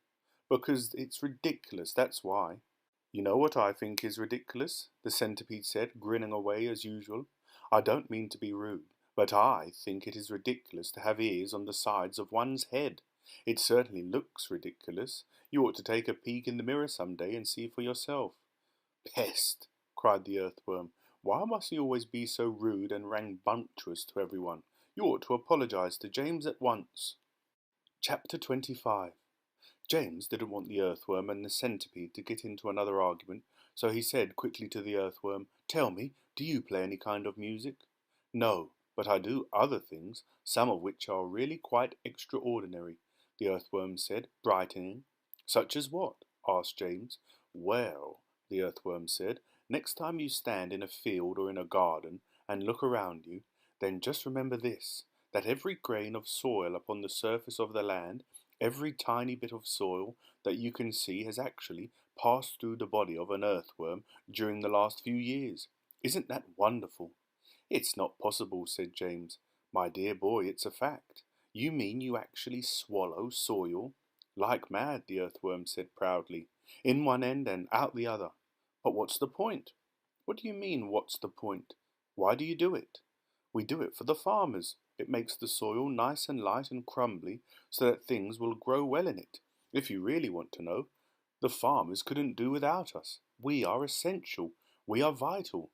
So it is only natural that the farmers should love us. He loves us even more, I believe, than he loves the ladybird." "The ladybird?" said James, turning to look at her. "Do they love you too?" "I'm told that they do," the ladybird answered modestly, blushing all over. "In fact, I understand that in some places the farmers love us so much that they go out and buy live ladybirds by the sackful and take them home and set them free in their fields. They are very pleased when they have lots of ladybirds in their fields." "But why?" James asked. Because we gobble up all the nasty little insects that are gobbling up all the farmers' crops. It helps enormously, and we ourselves don't charge a penny for our services." "I think you're wonderful," James told her. "Can I ask you one special question?" "Please do." "Well, is it really true that I can tell how old a ladybird is by counting her spots?" "Oh no, that's just a children's story," the ladybird said. "We never change our spots. Some of us, of course, are born with more spots than others, but we never change them. The number of spots that a ladybird has is simply a way of showing which branch of the family she belongs to. I, for example, as you can see for yourself, am a 9-spotted ladybird. I am very lucky. It is a fine thing to be." "It is indeed," said James, gazing at the beautiful scarlet shell with the 9 black spots on it. "On the other hand," the ladybird went on, "some of my less fortunate relatives have no more than 2 spots altogether on their shells. Can you imagine that? They are called 2-spotted ladybirds, and very common and ill-mannered they are, I regret to say. And then, of course, you have the 5-spotted ladybirds as well. They are much nicer than the 2-spotted ones, although I myself find them a trifle too saucy for my taste." "But they are all of them loved?" said James. "Yes," the ladybird answered quietly. "They are all of them loved." "It seems that almost everyone around here is loved," said James. "How nice this is!" "Not me," cried the centipede happily. "I am a pest, and I am proud of it. Oh, I am such a shocking, dreadful pest." "Hear, hear," the earthworm said. "But what about you, Miss Spider?" asked James. "Aren't you also much loved in the world?" "Alas, no," Miss Spider answered, sighing long and loud. "I am not loved at all, and yet I do nothing but good. All day long I catch flies and mosquitoes in my webs. I am a decent person." "I know you are," said James. "It is very unfair the way the spiders are treated," Miss Spider went on. "Why, only last week your own horrible Aunt Sponge flushed my poor dear father down the plug hole in the bathtub." "Oh, how awful!" cried James. "I watched the whole thing from a corner up in the ceiling," Miss Spider murmured. "It was ghastly. We never saw him again." A large tear rolled down her cheek and fell with a splash on the floor. "But is it not very unlucky to kill a spider?" James inquired, looking around at the others. "Of course it's unlucky to kill a spider," shouted the centipede. "It's about the unluckiest thing anyone can do. Look what happened to Aunt Sponge after she'd done that. Bump! We all felt it, didn't we, as the peach went over her? Oh, what a lovely bump that must have been for you, Miss Spider." "It was very satisfactory," Miss Spider answered. "Will you sing us a song about it, please?" So the centipede did. Aunt Sponge was terrifically fat, and tremendously flabby at that. Her tummy and waist were as soggy as paste. It was worse on the place where she sat. So she said, "I must make myself flat. I must make myself sleek as a cat. I shall do without dinner to make myself thinner." But along came the peach, oh, the beautiful peach, and made her far thinner than that. "That was very nice," Miss Spider said. "Now sing one about Aunt Spiker." "With pleasure," the centipede answered, grinning. "Aunt Spiker was thin as a wire, and dry as a bone, only drier. She was so long and thin, if you carried her in, you could use her for poking the fire. I must do something quickly," she frowned. "I want fat, I want pound upon pound. I must eat lots and lots of marshmallows and chocks, till I start bulging out all around. Ah, yes," she announced, "I have sworn that I'll alter my figure by dawn." Cried the peach with a snigger, "I'll alter your figure," and ironed her out on the lawn. Everyone clapped and called out for more songs from the centipede, who at once launched into his favourite song of all. Once upon a time, when pigs were swine and monkeys chewed tobacco, and hens took snuff to make themselves tough, and the duck said quack, quack, quack-o, and porcupines drank fiery wines, and goats ate tapioca, and old Mother Hubbard got stuck in the "Look out, centipede!" cried James. "Look out!" Chapter 26. The centipede, who had begun dancing wildly around the deck during the song, had suddenly gone too close to the downward curving edge of the peach, and for 3 awful seconds he had stood teetering on the brink, swinging his legs frantically in circles in an effort to stop himself from falling over backward into space. But before anyone could reach him, down he went, He gave a shriek of terror as he fell, and the others, rushing to the side and peering over, saw his poor long body tumbling over and over through the air, getting smaller and smaller until it was out of sight. "Silkworm!" yelled James. "Quick, start spinning!" The silkworm sighed, for she was still very tired from spinning all that silk for the seagulls, but she did as she was told. "I'm going down after him," cried James, grabbing the silk string as it started coming out of the silkworm and tying the end of it around his waist. "The rest of you hold on to Silkworm so I don't pull her over with me, and later on, if you feel 3 tugs on the string, start hauling me up again." He jumped and went tumbling down after the centipede, down, down, down towards the sea below, and you can imagine how quickly the silkworm had to spin to keep up with the speed of his fall. "We'll never see either of them again," cried the ladybird. Oh dear, just when we were all so happy too." Miss Spider, the glowworm, and the ladybird all began to cry. So did the earthworm. "I don't care a bit about the centipede," the earthworm sobbed, "but I really did love that little boy." Very softly the old green grasshopper started to play the funeral march on his violin, and by the time he had finished, everyone, including himself, was in a flood of tears. Suddenly there came 3 sharp tugs on the rope. "Pull!" shouted the old green grasshopper. "Everyone get behind me and pull!" There was about a mile of string to be hauled in, but they all worked like mad, and in the end, over the side of the Peach, there appeared a dripping wet James with a dripping wet centipede clinging to him tightly with all 42 of his legs. "He saved me," gasped the centipede. "He swam around in the middle of the Atlantic Ocean until he found me." "My dear boy," the old green grasshopper said, patting James on the back, "I do congratulate you." "My boots!" cried the centipede. "Just look at my precious boots. They are ruined by the water." "Be quiet," the earthworm said. "You are lucky to be alive." "Are we still going up and up?" asked James.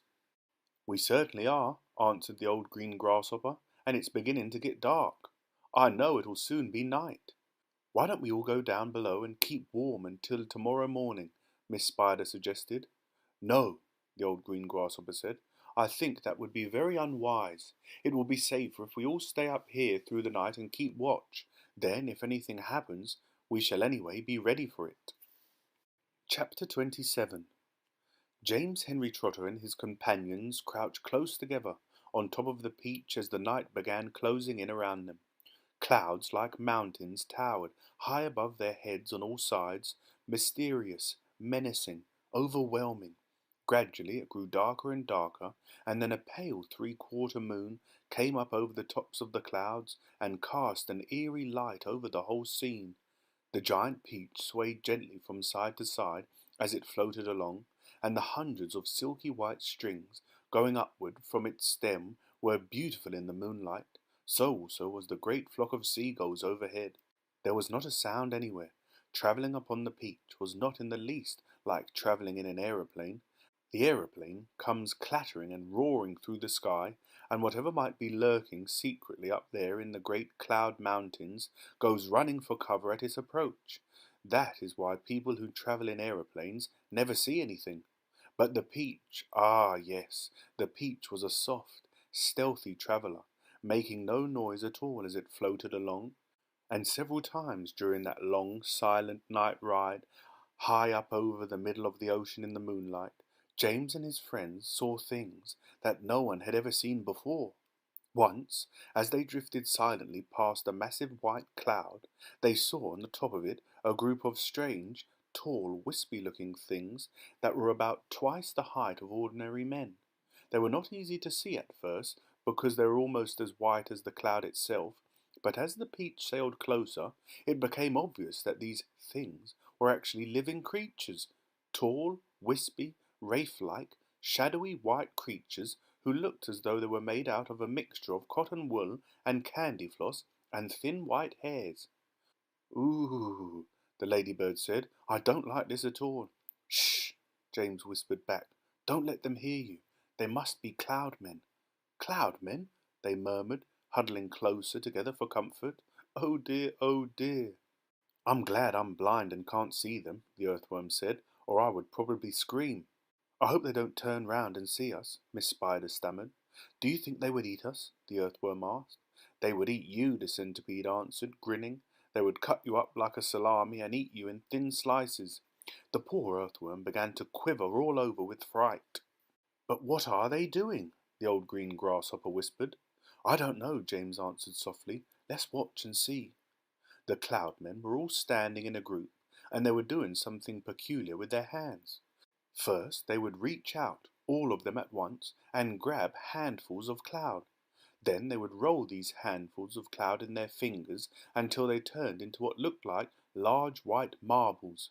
Then they would toss the marbles to one side and quickly grab more bits of cloud and start over again.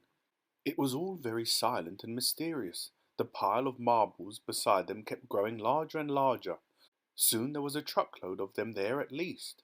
"They must be absolutely mad," the centipede said. "There's nothing to be afraid of here." "Be quiet, you pest," the earthworm whispered. "We shall all be eaten if they see us." But the cloud-men were much too busy with what they were doing to have noticed the great peach floating silently up behind them. Then the watchers on the peach saw one of the cloud-men raising his long wispy arms above his head, and they heard him shouting, "All right, boys, that's enough. Get the shovels." And all the other cloud-men immediately let out a strange, high-pitched whoop of joy and started jumping up and down and waving their arms in the air. Then they picked up enormous shovels and rushed over to the pile of marbles and began shoveling them as fast as they could over the side of the cloud into space. Down they go, hail and snow, freezes and sneezes and noses will blow. "It's hailstones," whispered James excitedly. "They've been making hailstones, and now they are showering them down onto the people in the world below." "Hailstones?" the centipede said. "That's ridiculous. This is summertime. You don't have hailstones in the summertime." "They are practicing for winter," James told him. "I don't believe it," shouted the centipede, raising his voice. "Shh!" the others whispered, and James said softly, "For heaven's sake, centipede, don't make so much noise." The centipede roared with laughter. "Those imbeciles couldn't hear anything," he cried. "They're deaf as doorknobs, you watch." And before anyone could stop him, he had cupped his front feet to his mouth and was yelling at the cloudmen as loud as he could. "Idiots!" he yelled. "Nincompoops, half-wits, blunderheads, arses! What on earth do you think you're doing over there?" The effect was immediate. The cloud-men jumped round as if they had been stung by wasps, and when they saw the great golden peach floating past them not 50 yards away in the sky, they gave a yelp of surprise and dropped their shovels to the ground. And there they stood, with the moonlight streaming down all over them, absolutely motionless, like a group of tall white hairy statues staring and staring at the gigantic fruit as it went sailing by. The passengers on the peach, all except the centipede, sat frozen with terror, looking back at the cloudmen and wondering what was going to happen next. "Now you've done it, you loathsome pest," whispered the earthworm to the centipede. "I'm not frightened of them," shouted the centipede, and to show everybody once again that he wasn't, he stood up to his full height and started dancing about and making insulting signs at the cloudmen with all 42 of his legs. This evidently infuriated the cloudmen beyond belief. All at once they spun round and grabbed great handfuls of hailstones and rushed to the edge of the cloud and started throwing them at the peach, shrieking with fury all the time. "Look out!" cried James. "Quick! Lie down! Lie flat on the deck!" It was lucky they did. A large hailstone can hurt you as much as a rock or a lump of lead if it is thrown hard enough, and my goodness, how those cloud-men could throw! The hailstones came whizzing through the air like bullets from a machine gun, and James could hear them smashing against the sides of the peach and burying themselves in the flesh with horrible squelching noises, plop, plop, plop, plop, and then ping, ping, ping, as they bounced off the poor ladybird's shell because she couldn't lie as flat as the others, and then crack, as one of them hit the centipede right on the nose, and crack again as another one hit him somewhere else. "Ow!" he cried. "Ow! Stop! Stop! Stop!"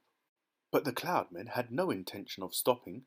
James could see them rushing about on the cloud like a lot of huge hairy ghosts, picking up hailstones from the pile, dashing to the edge of the cloud, hurling the hailstones at the peach, dashing back again to get more, and then, when the pile of stones was all gone, they simply grabbed handfuls of cloud and made as many more as they wanted, and much bigger ones now, some of them as large as cannonballs.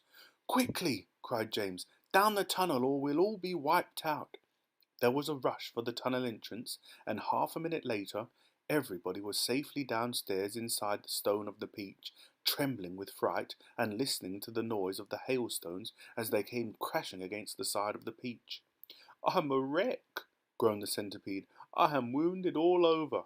"It serves you right," said the earthworm. "Would somebody kindly look and see if my shell is cracked?" the ladybird said.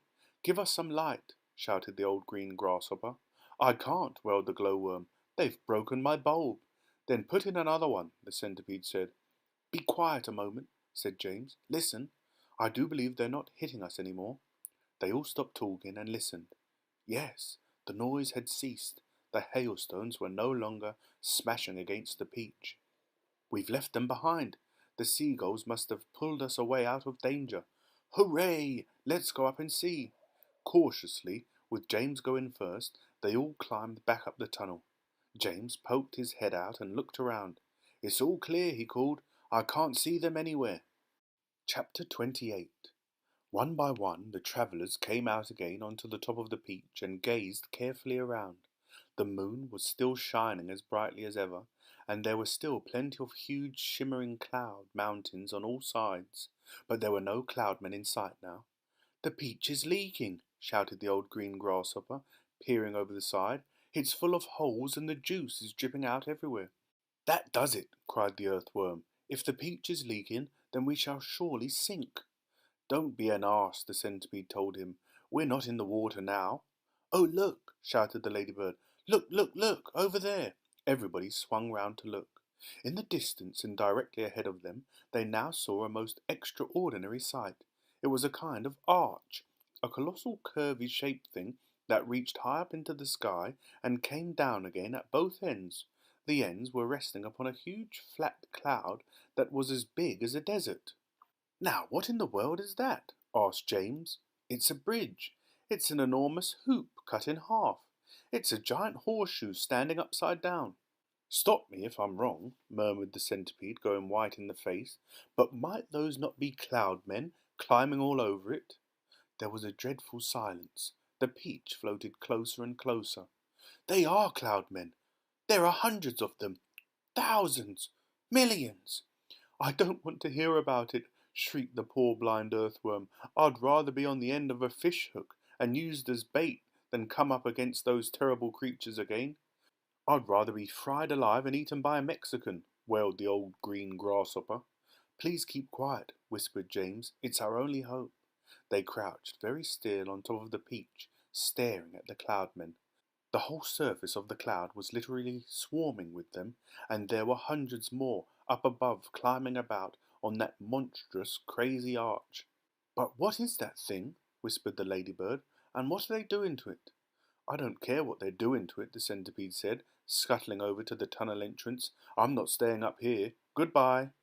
But the rest of them were too frightened or too hypnotized by the whole affair to make a move.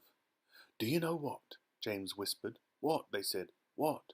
"That enormous arch. They seem to be painting it. They've got pots of paint and big brushes. You look."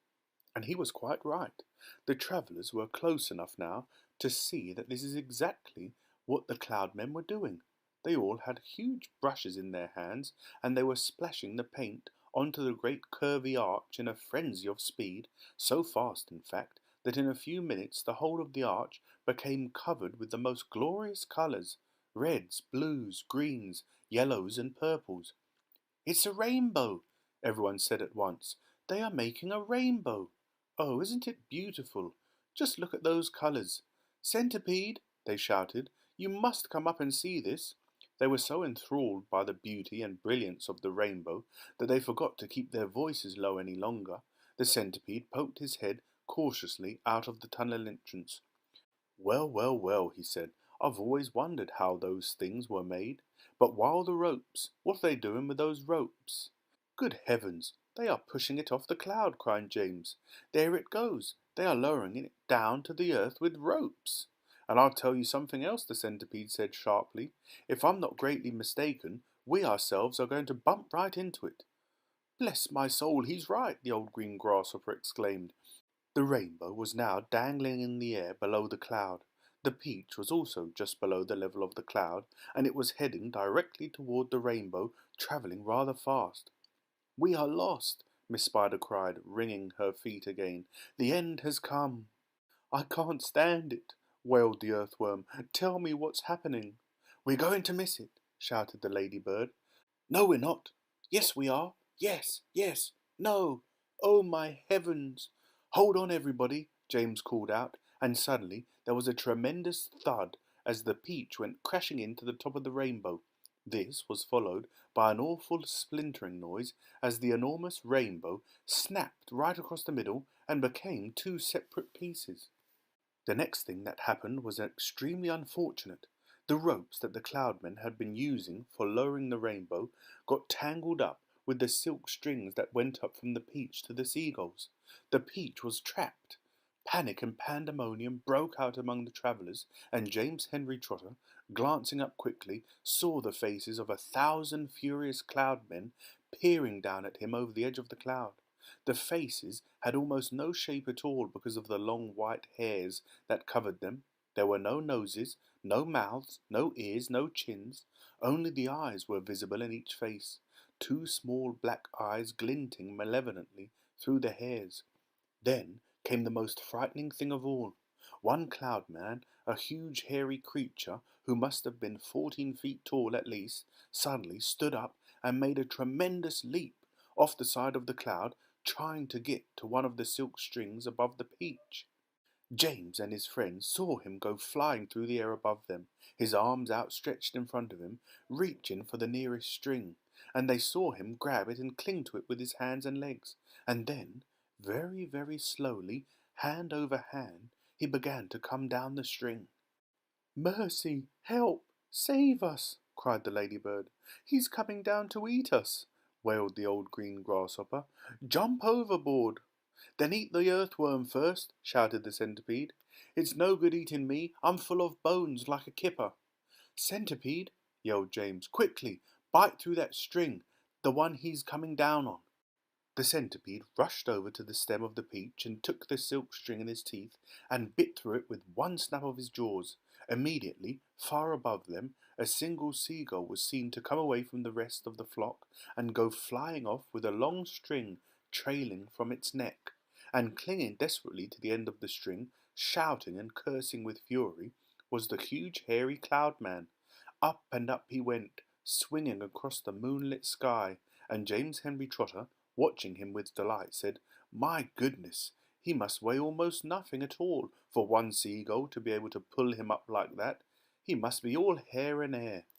The rest of the cloudmen were so flabbergasted at seeing one of their company carried away in this manner that they let go the ropes they were holding, and then, of course, down went the rainbow, both halves of it together, tumbling towards the earth below. This freed the peach, which at once began sailing away from that terrible cloud. But the travellers were not in the clear yet. The infuriated cloudmen jumped up and ran after them along the cloud, pelting them mercilessly with all sorts of hard and horrible objects. Empty paint buckets, paint brushes, step ladders, stools, saucepans, frying pans, rotten eggs, dead rats, bottles of hair oil, anything those brutes could lay their hands on came raining down upon the peach. One cloudman, taken very careful aim, tipped a gallon of thick purple paint over the edge of the cloud right onto the centipede himself. The centipede screamed with anger. "My legs!" he cried. "They are all sticking together. I can't walk, and my eyelids won't open. I can't see, and my boots are ruined." But for the moment everyone was far too busy dodging things that the cloudmen were throwing to pay attention to the centipede. "The paint is drying," he moaned. "It's going hard. I can't move my legs. I can't move anything." "You can still move your mouth," the earthworm said, "and that is a great pity." "James," bawled the centipede, "please help me. Wash off this paint. Scrape it off. Anything."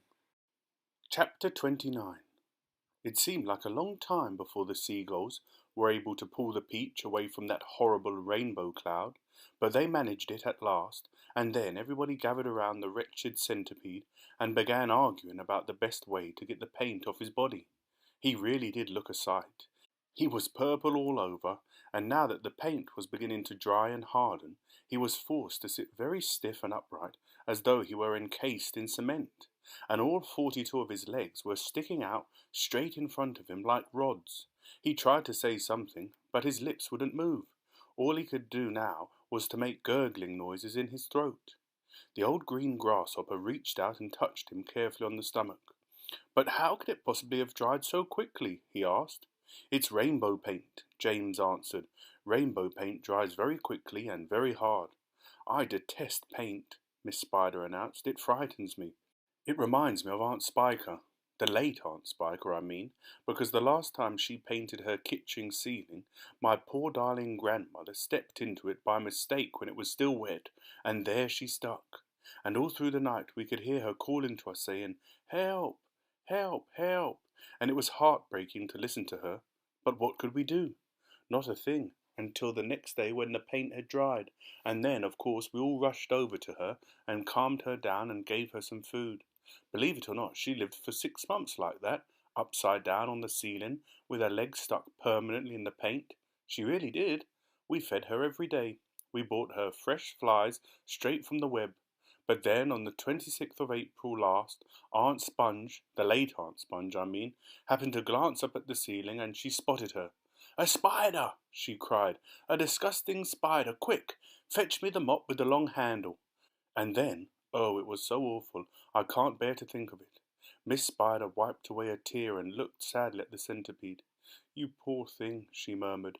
"I do feel sorry for you." "It will never come off," the earthworm said brightly. "Our centipede will never move again.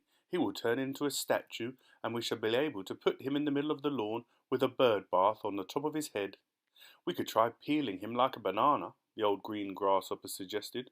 "Or rubbing him with sandpaper," the ladybird said. "Now, if he stuck out his tongue," the earthworm said, smiling a little for perhaps the first time in his life, "if he stuck it out really far, then we could all catch hold of it and start pulling, and if we pulled hard enough, we could turn him inside out and he would have a new skin." There was a pause while the others considered this interesting proposal. "I think," James said slowly, "I think that the best thing to do—" Then he stopped. "What was that?" he asked quickly. "I heard a voice. I heard someone shouting." Chapter 30. They all raised their heads, listening. "Shh! There it is again." But the voice was too far away for them to hear what it was saying. "It's a cloud man," Miss Spider cried. "I just know it's a cloud man. They're after us again." "It came from above," the earthworm said, and automatically everybody looked upward, everybody except the centipede, who couldn't move. "Ouch!" they said. "Help! Mercy! We're going to catch it this time." For what they now saw, swirling and twisting directly over their heads, was an immense black cloud, a terrible, dangerous, thundery-looking thing that began to rumble and roar even as they were staring at it. And then, from high up on the top of the cloud, the faraway voice came down to them once again, this time very loud and clear. "On with the faucets!" it shouted. "On with the faucets! On with the faucets!" 3 seconds later, the hole underneath of the cloud seemed to split and burst open like a paper bag, and then out came the water. They saw it coming. It was quite easy to see because it wasn't just raindrops. It wasn't raindrops at all. It was a great solid mass of water that might have been a lake or a whole ocean dropping out of the sky on top of them, and down it came, down and down and down, crashing first onto the seagulls and then onto the peach itself, while the poor travellers shrieked with fear and groped around frantically for something to catch hold of. The peach stem, the silk strings, anything they could find, and all the time the water came pouring and roaring down upon them, bouncing and smashing and sloshing and slashing and swashing and swirling and surging and whirling and gurgling and gushing and rushing and rushing. And it was like being pinned down underneath the biggest waterfall in the world and not being able to get out. They couldn't speak, they couldn't see, they couldn't breathe, and James Henry Trotter, holding on madly to one of the silk strings above the peach stem, told himself that this must surely be the end of everything at last. But then, just as suddenly as it had started, the deluge stopped. They were out of it, and it was all over. The wonderful seagulls had flown right through it, and had come out safely on the other side. Once again the giant peach was sailing peacefully through the mysterious moonlit sky. "I am drowned," gasped the old green grasshopper, spitting out water by the pint. "It's gone right through my skin," the earthworm groaned. "I always thought my skin was waterproof, but it isn't, and now I'm full of rain." Look at me," shouted the centipede excitedly. "It's washed me clean. The paint's all gone. I can move again." "That's the worst news I've heard in a long time," the earthworm said. The centipede was dancing around the deck and turning somersaults in the air and singing at the top of his voice. "Oh, hooray for the storm and the rain. I can move, I don't feel any pain. And now I'm a pest. I'm the biggest and best, the most marvellous pest once again." "Oh, do shut up," the old green grasshopper said. "Look at me," cried the centipede. "Look at me, I am freed, I am freed. Not a scratch, nor a bruise, nor a bleed. To his grave this fine gent they all thought they had sent, and I very near went, oh, I very near went, but they sent quite the wrong centipede." Chapter 31. "How fast we are going all of a sudden," the ladybird said. "I wonder why." "I don't think the seagulls like this place any better than we do," James answered. "I imagine they want to get out of it as soon as they can. They got a bad fright in that storm we've just been through." Faster and faster flew the seagulls, skimming across the sky at a tremendous pace, with the peach trailing out behind them. Cloud after cloud went by on either side, all of them ghostly white in the moonlight, and several more times during the night the travellers caught glimpses of cloud-men moving around on the tops of these clouds, working their sinister magic upon the world below. Once they passed the snow machine in operation, with the cloud-men turning the handle and a blizzard of snowflakes blowing out of the great funnel above. They saw the huge drums that were used for making thunder, and the cloud-men beating them furiously with long hammers.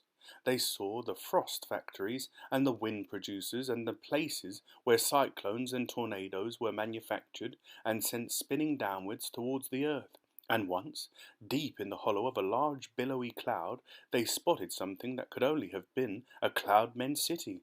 There were caves everywhere running into the cloud, and at the entrances to the caves the cloud-men's wives were crouching over little stoves with frying pans in their hands, frying snowballs for their husbands' supper.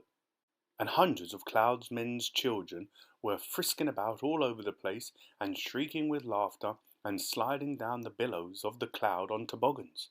An hour later, just before dawn, the travellers heard a soft whooshing noise above their heads, and they glanced up and saw an immense grey bat-like creature swooping down towards them out of the dark. It circled round and round the peach, flapping its great wings slowly in the moonlight and staring at the travellers. Then it uttered a series of long, deep, melancholy cries and flew off again into the night. "Oh, I do wish morning would come," Miss Spider said, shivering all over. "It won't be long now," James answered. "Look, it's getting lighter over there already." They all sat in silence, watching the sun as it came up slowly over the rim of the horizon for a new day. Chapter 32.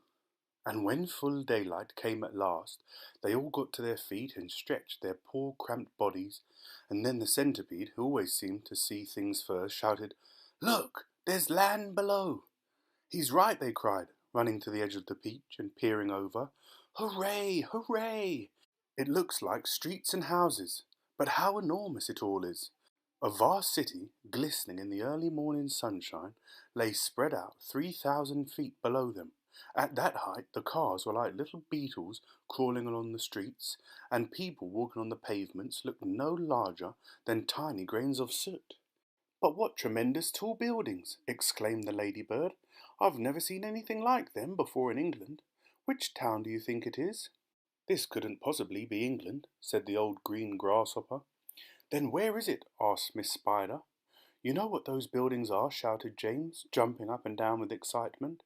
"Those are skyscrapers, so this must be America. And that, my friends, means that we have crossed the Atlantic Ocean overnight." "You don't mean it," they cried. "It's not possible. It's incredible. It's unbelievable. Oh, I've always dreamed of going to America, cried the centipede. I had a friend once who— Be quiet, said the earthworm. Who cares about your friend? The thing we've got to think about now is how on earth we are going to get down to earth. Ask James, said the ladybird. I don't think that should be so very difficult, James told them. All we'll have to do is cut loose a few seagulls. Not too many, mind you, but just enough so that the others can't quite keep us up in the air. Then down we shall go, slowly and gently, until we reach the ground. Centipede will bite through the strings for us, one at a time. Chapter 33. Far below them, in the city of New York, something like pandemonium was breaking out. A great round ball as big as a house had been sighted hovering high up in the sky over the very centre of Manhattan, and the cry had gone up that it was an enormous bomb sent over by another country to blow the whole city to smithereens. Air raid sirens began wailing in every section. All radio and television programs were interrupted with announcements that the population must go down into their cellars immediately. 1 million people walking in the streets on their way to work looked up into the sky and saw the monster hovering above them and started running for the nearest subway entrance to take cover. Generals grabbed hold of telephones and shouted orders to everyone they could think of. The mayor of New York called up the President of the United States down in Washington, D.C. to ask him for help, and the President, who at that moment was having breakfast in his pajamas, quickly pushed away his half-finished plate of sugar crisps and started pressing buttons right and left to summon his admirals and his generals. And all the way across the vast stretch of America, in all the 50 states from Alaska to Florida, from Pennsylvania to Hawaii, the alarm was sounded and the word went out that the biggest bomb in the history of the world was hovering over New York City and that at any moment it might go off. Chapter 34. Come on, centipede, bite through the first string, James ordered. The centipede took one of the silk strings between his teeth and bit through it, and once again, but not with an angry cloud-man dangling from the end of the string this time, a single seagull came away from the rest of the flock and went flying off on its own. Bite another, James ordered. The centipede bit through another string. Why aren't we sinking? We are sinking. No, we're not. Don't forget the peach is a lot lighter now than when we started out, James told them. It's lost an awful lot of juice when all those hailstones hit it in the night. Cut away 2 more seagulls, centipede. Ah, that's better. Here we go. Now we really are sinking. Yes, this is perfect. Don't bite any more, centipede, or we'll sink too fast. Gently does it. Slowly the great peach began losing height, and the buildings and streets down below began coming closer and closer. Do you think we'll all get our pictures in the paper when we get down? The ladybird asked. My goodness, I've forgotten to polish my boots, the centipede said. Everyone must help me to polish my boots before we arrive. Oh, for heaven's sake, said the earthworm, can't you ever stop thinking about— But before he finished his sentence, for suddenly, whoosh! And they looked up and saw a huge 4-engined plane come shooting out of a nearby cloud and go whizzing past them not more than 20 feet over their heads.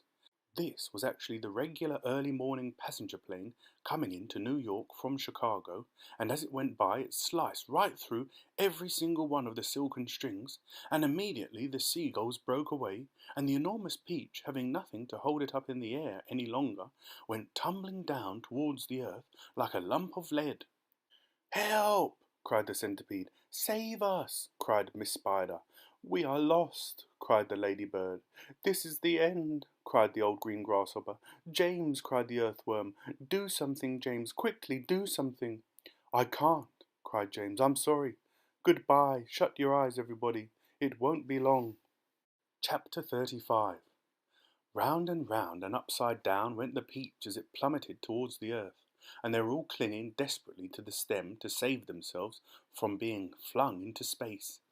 Faster and faster it fell, down and down and down, racing closer and closer to the houses and streets below, where it would surely smash into 1,000,000 pieces when it hit. And all the way along Fifth Avenue and Madison Avenue, and along all the other streets in the city, People who had not yet reached the underground shelters looked up and saw it coming, and they stopped running and stood there staring in a sort of stupor at what they thought was the biggest bomb in the world falling out of the sky onto their heads. A few women screamed. Others knelt down on the sidewalks and began praying aloud. Strong men turned to one another and said things like, "I guess this is it, Joe," and "Goodbye, everybody, goodbye." And for the next 30 seconds, the whole city held its breath, waiting for the end to come. Chapter 36. "Goodbye, Ladybird," gasped James, clinging to the stem of the falling peach. "Goodbye, Centipede. Goodbye, everybody." There were only a few seconds to go now, and it looked as though they were going to fall right in among all the tallest buildings. James could see the skyscrapers rushing up to meet them at the most awful speed, and most of them had square flat tops, but the very tallest of them had a top that tapered off into a long sharp point, like an enormous silver needle sticking up into the sky, and it was precisely onto the top of this needle that the peach fell. There was a squelch. The needle went in deep, and suddenly there was the giant peach caught and spiked upon the very pinnacle of the Empire State Building. Chapter 37. It was really an amazing sight, and in 2 or 3 minutes, as soon as the people below realized that this now couldn't possibly be a bomb, they came pouring out of the shelters and the subways to gape at the marvel. The streets for half a mile round the building were jammed with men and women, and when the word spread that there were actually living things moving about on the top of the great round ball, then everybody went wild with excitement. "It's a flying saucer," they shouted. "They are from out of space. They are men from Mars. Or maybe they came from the moon." And a man who had a pair of binoculars to his eye said, "They look pretty particular to me, I'll tell you that." Police cars and fire engines came screaming in from all over the city and pulled up outside the Empire State Building. 200 firemen and 600 policemen swarmed into the building and went up in the elevators as high as they could go. Then they poured out onto the observation roof, which is the place where tourists stand, just at the bottom of the big spike. All the policemen were holding their guns at the ready, with their fingers on the triggers, and the firemen were clutching their hatchets. But from where they stood, almost directly underneath the peach, they couldn't actually see the travellers up on top. "Ahoy there!" shouted the chief of police. "Come out and show yourselves." Suddenly, the great brown head of the centipede appeared over the side of the peach. His black eyes, as large and round as 2 marbles, glared down at the policemen and the firemen below. Then his monstrous ugly face broke into a wide grin. The police and the firemen all started shouting at once. "Look out!" they cried. "It's a dragon!" "It's not a dragon, it's a wampus! It's a gorgon! It's a sea serpent! It's a proc! It's a manticore!" 3 firemen and 5 policemen fainted and had to be carried away. "It's a snozwanger!" cried the chief of police. "It's a wangdoodle!" yelled the head of the fire department. The centipede kept on grinning. He seemed to be enjoying enormously the commotion that he was causing. "Now see here," shouted the chief of police, cupping his hands to his mouth. "You listen to me. I want you to tell me exactly where you've come from." "We've come from thousands of miles away," the centipede shouted back, grinning more broadly than ever and showing his brown teeth. "There you are," called the chief of police. "I told you they came from Mars."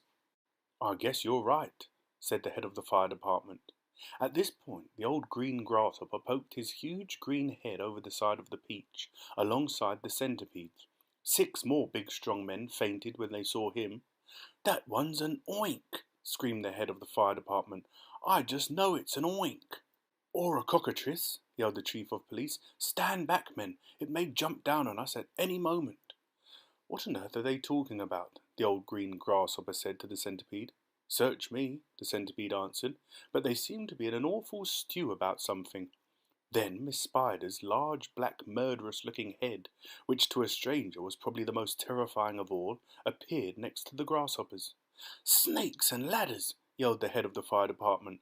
"We are finished now. It's a giant scorpula." "It's worse than that," cried the chief of police. "It's a vermicious nid. Oh, just look at its vermicious, gruesome face." "Is that the kind that eats fully grown men for breakfast?" the head of the fire department asked, going white as a sheet. "I'm afraid it is," the chief of police answered. "Oh, please, why doesn't someone help us to get down from here?" Miss Spider called out. "It's making me giddy." "This could be a trick," said the head of the fire department. "Don't anyone make a move until I say." "They've probably got space guns," muttered the chief of police. "But we've got to do something," the head of the fire department announced grimly. "About 5 million people are standing down there on the streets watching us." "Then why don't you put up a ladder?" the chief of police asked him. "I'll stand at the bottom and hold it steady for you while you go up and see what's happening." "Thanks very much," snapped the head of the fire department. Soon there were no less than 7 large, fantastic faces peering down over the side of the peach. The centipedes, the old green grasshoppers, Miss Spiders, the earthworms, the ladybirds, the silkworms, and the glowworms. And a sort of panic was beginning to break out among the firemen and the policemen on the rooftop. Then, all at once, the panic stopped, and a great gasp of astonishment went up all round. For now, a small boy was seen to be standing up there beside the other creatures. His hair was blowing in the wind, and he was laughing and waving and calling out, "Hello, everybody! Hello!" For a few moments, the men below just stood and stared and gaped. They simply couldn't believe their eyes. "Bless my soul!" cried the head of the fire department, going red in the face. "It really is a little boy, isn't it?" "Don't be frightened of us, please," James called out. "We are so glad to be here." "What about those others beside you?" shouted the chief of police. "Are any of them dangerous?" "Of course they're not dangerous," James answered. "They're the nicest creatures in the world. Allow me to introduce them to you one by one, and then I'm sure you will believe me. My friends, this is the centipede, and let me make it known. He is so sweet and gentle that, although he's overgrown, the Queen of Spain again and again has summoned him by phone to babysit and sing and knit, and be a chaperone, when nurse is off and all the royal children are alone. Small wonder," said a fireman, "they're no longer on the throne." "The earthworm, on the other hand," said James, beginning to expand, "is great for digging up the land and making old sores newer. Moreover, you should understand, he would be absolutely grand for digging subway tunnels and for making you a sewer." The earthworm blushed and beamed with pride. Miss Spider clapped and cheered and cried, "Could any words be truer?" And the grasshopper, ladies and gents, is a boon in millions and millions of ways. You have only to ask him to give you a tune, and he plays and he plays and he plays. As a toy for your children he's perfectly sweet. There's nothing so good in the shops. You've only to tickle the soles of his feet, and he hops and he hops and he hops. "He can't be very fierce," exclaimed the head of all the cops. And now, without excuse, I'd like to introduce this charming glowworm, lover of simplicity.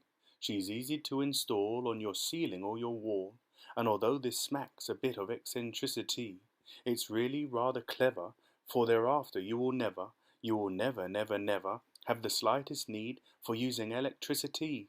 At which no less than 52 policemen cried, "If this is true, that creature'll get some fabulous publicity." And here we have Miss Spider, with a mile of thread inside her, who has personally requested me to say that she's never met Miss Muffet on her charming little tuffet. If she had, she'd not have frightened her away. Should her looks sometimes alarm you, then I don't think it would harm you to repeat at least 100 times a day, "I must never kill a spider, I must only help and guide her, and invite her in the nursery to play." The police all nodded slightly, and the firemen smiled politely, and about a dozen people cried hooray. And here's my darling ladybird, so beautiful, so kind, my greatest comfort since this trip began. She has 400 children, and she's left them all behind, but they're coming on the next peach if they can. The cops cried she's entrancing, all the firemen started dancing, and the crowds all started cheering to a man. "And now the silkworm," James went on, "whose silk will bear comparison with all the greatest silks there are in Rome and Philadelphia. If you would search the whole world through, from Paraguay to Timbuktu, I don't think you would find one bit of silk that could compare with it. Even the shops in Singapore don't have the stuff, and what is more, the silkworm had, I'll have you know, the honour not so long ago to spin and weave and sew and press the Queen of England's wedding dress, and she's already made and sent a waistcoat for your president. Well, good for her, the cops cried out, and all at once a mighty shout went up around the Empire State. Let's get them down at once. Why wait? Chapter 38. 5 minutes later, they were all safely down, and James was excitedly telling his story to a group of flabbergasted officials. And suddenly, everyone who had come over on the Peach was a hero. They were all escorted to the steps of City Hall, where the Mayor of New York made a speech of welcome. And while he was doing this, 100 steeplejacks, armed with ropes and ladders and pulleys, swarmed up to the top of the Empire State Building and lifted the giant peach off the spike and lowered it to the ground. Then the mayor shouted, "We must now have a ticker-tape parade for our wonderful visitors." And so a procession was formed, and in the leading car, which was an enormous open limousine, sat James and all his friends. Next came the giant peach itself. Men with cranes and hooks had quickly hoisted it onto a very large truck, and there it now sat, looking just as huge and proud and brave as ever. There was, of course, a bit of a hole in the bottom of it, where the spike of the Empire State Building had gone in, but who cared about that, or indeed about the peach juice that was dripping out of it onto the street? Behind the peach, skidding about all over the place in the peach juice, came the mayor's limousine, and behind the mayor's limousine came about 20 other limousines carrying all the important people of the city. And the crowds went wild with excitement. They lined the streets and they leaned out of the windows of the skyscrapers, cheering and yelling and screaming and clapping and throwing out bits of white paper and ticker tape, and James and his friends stood up in their car and waved back at them as they went by. Then a rather curious thing happened.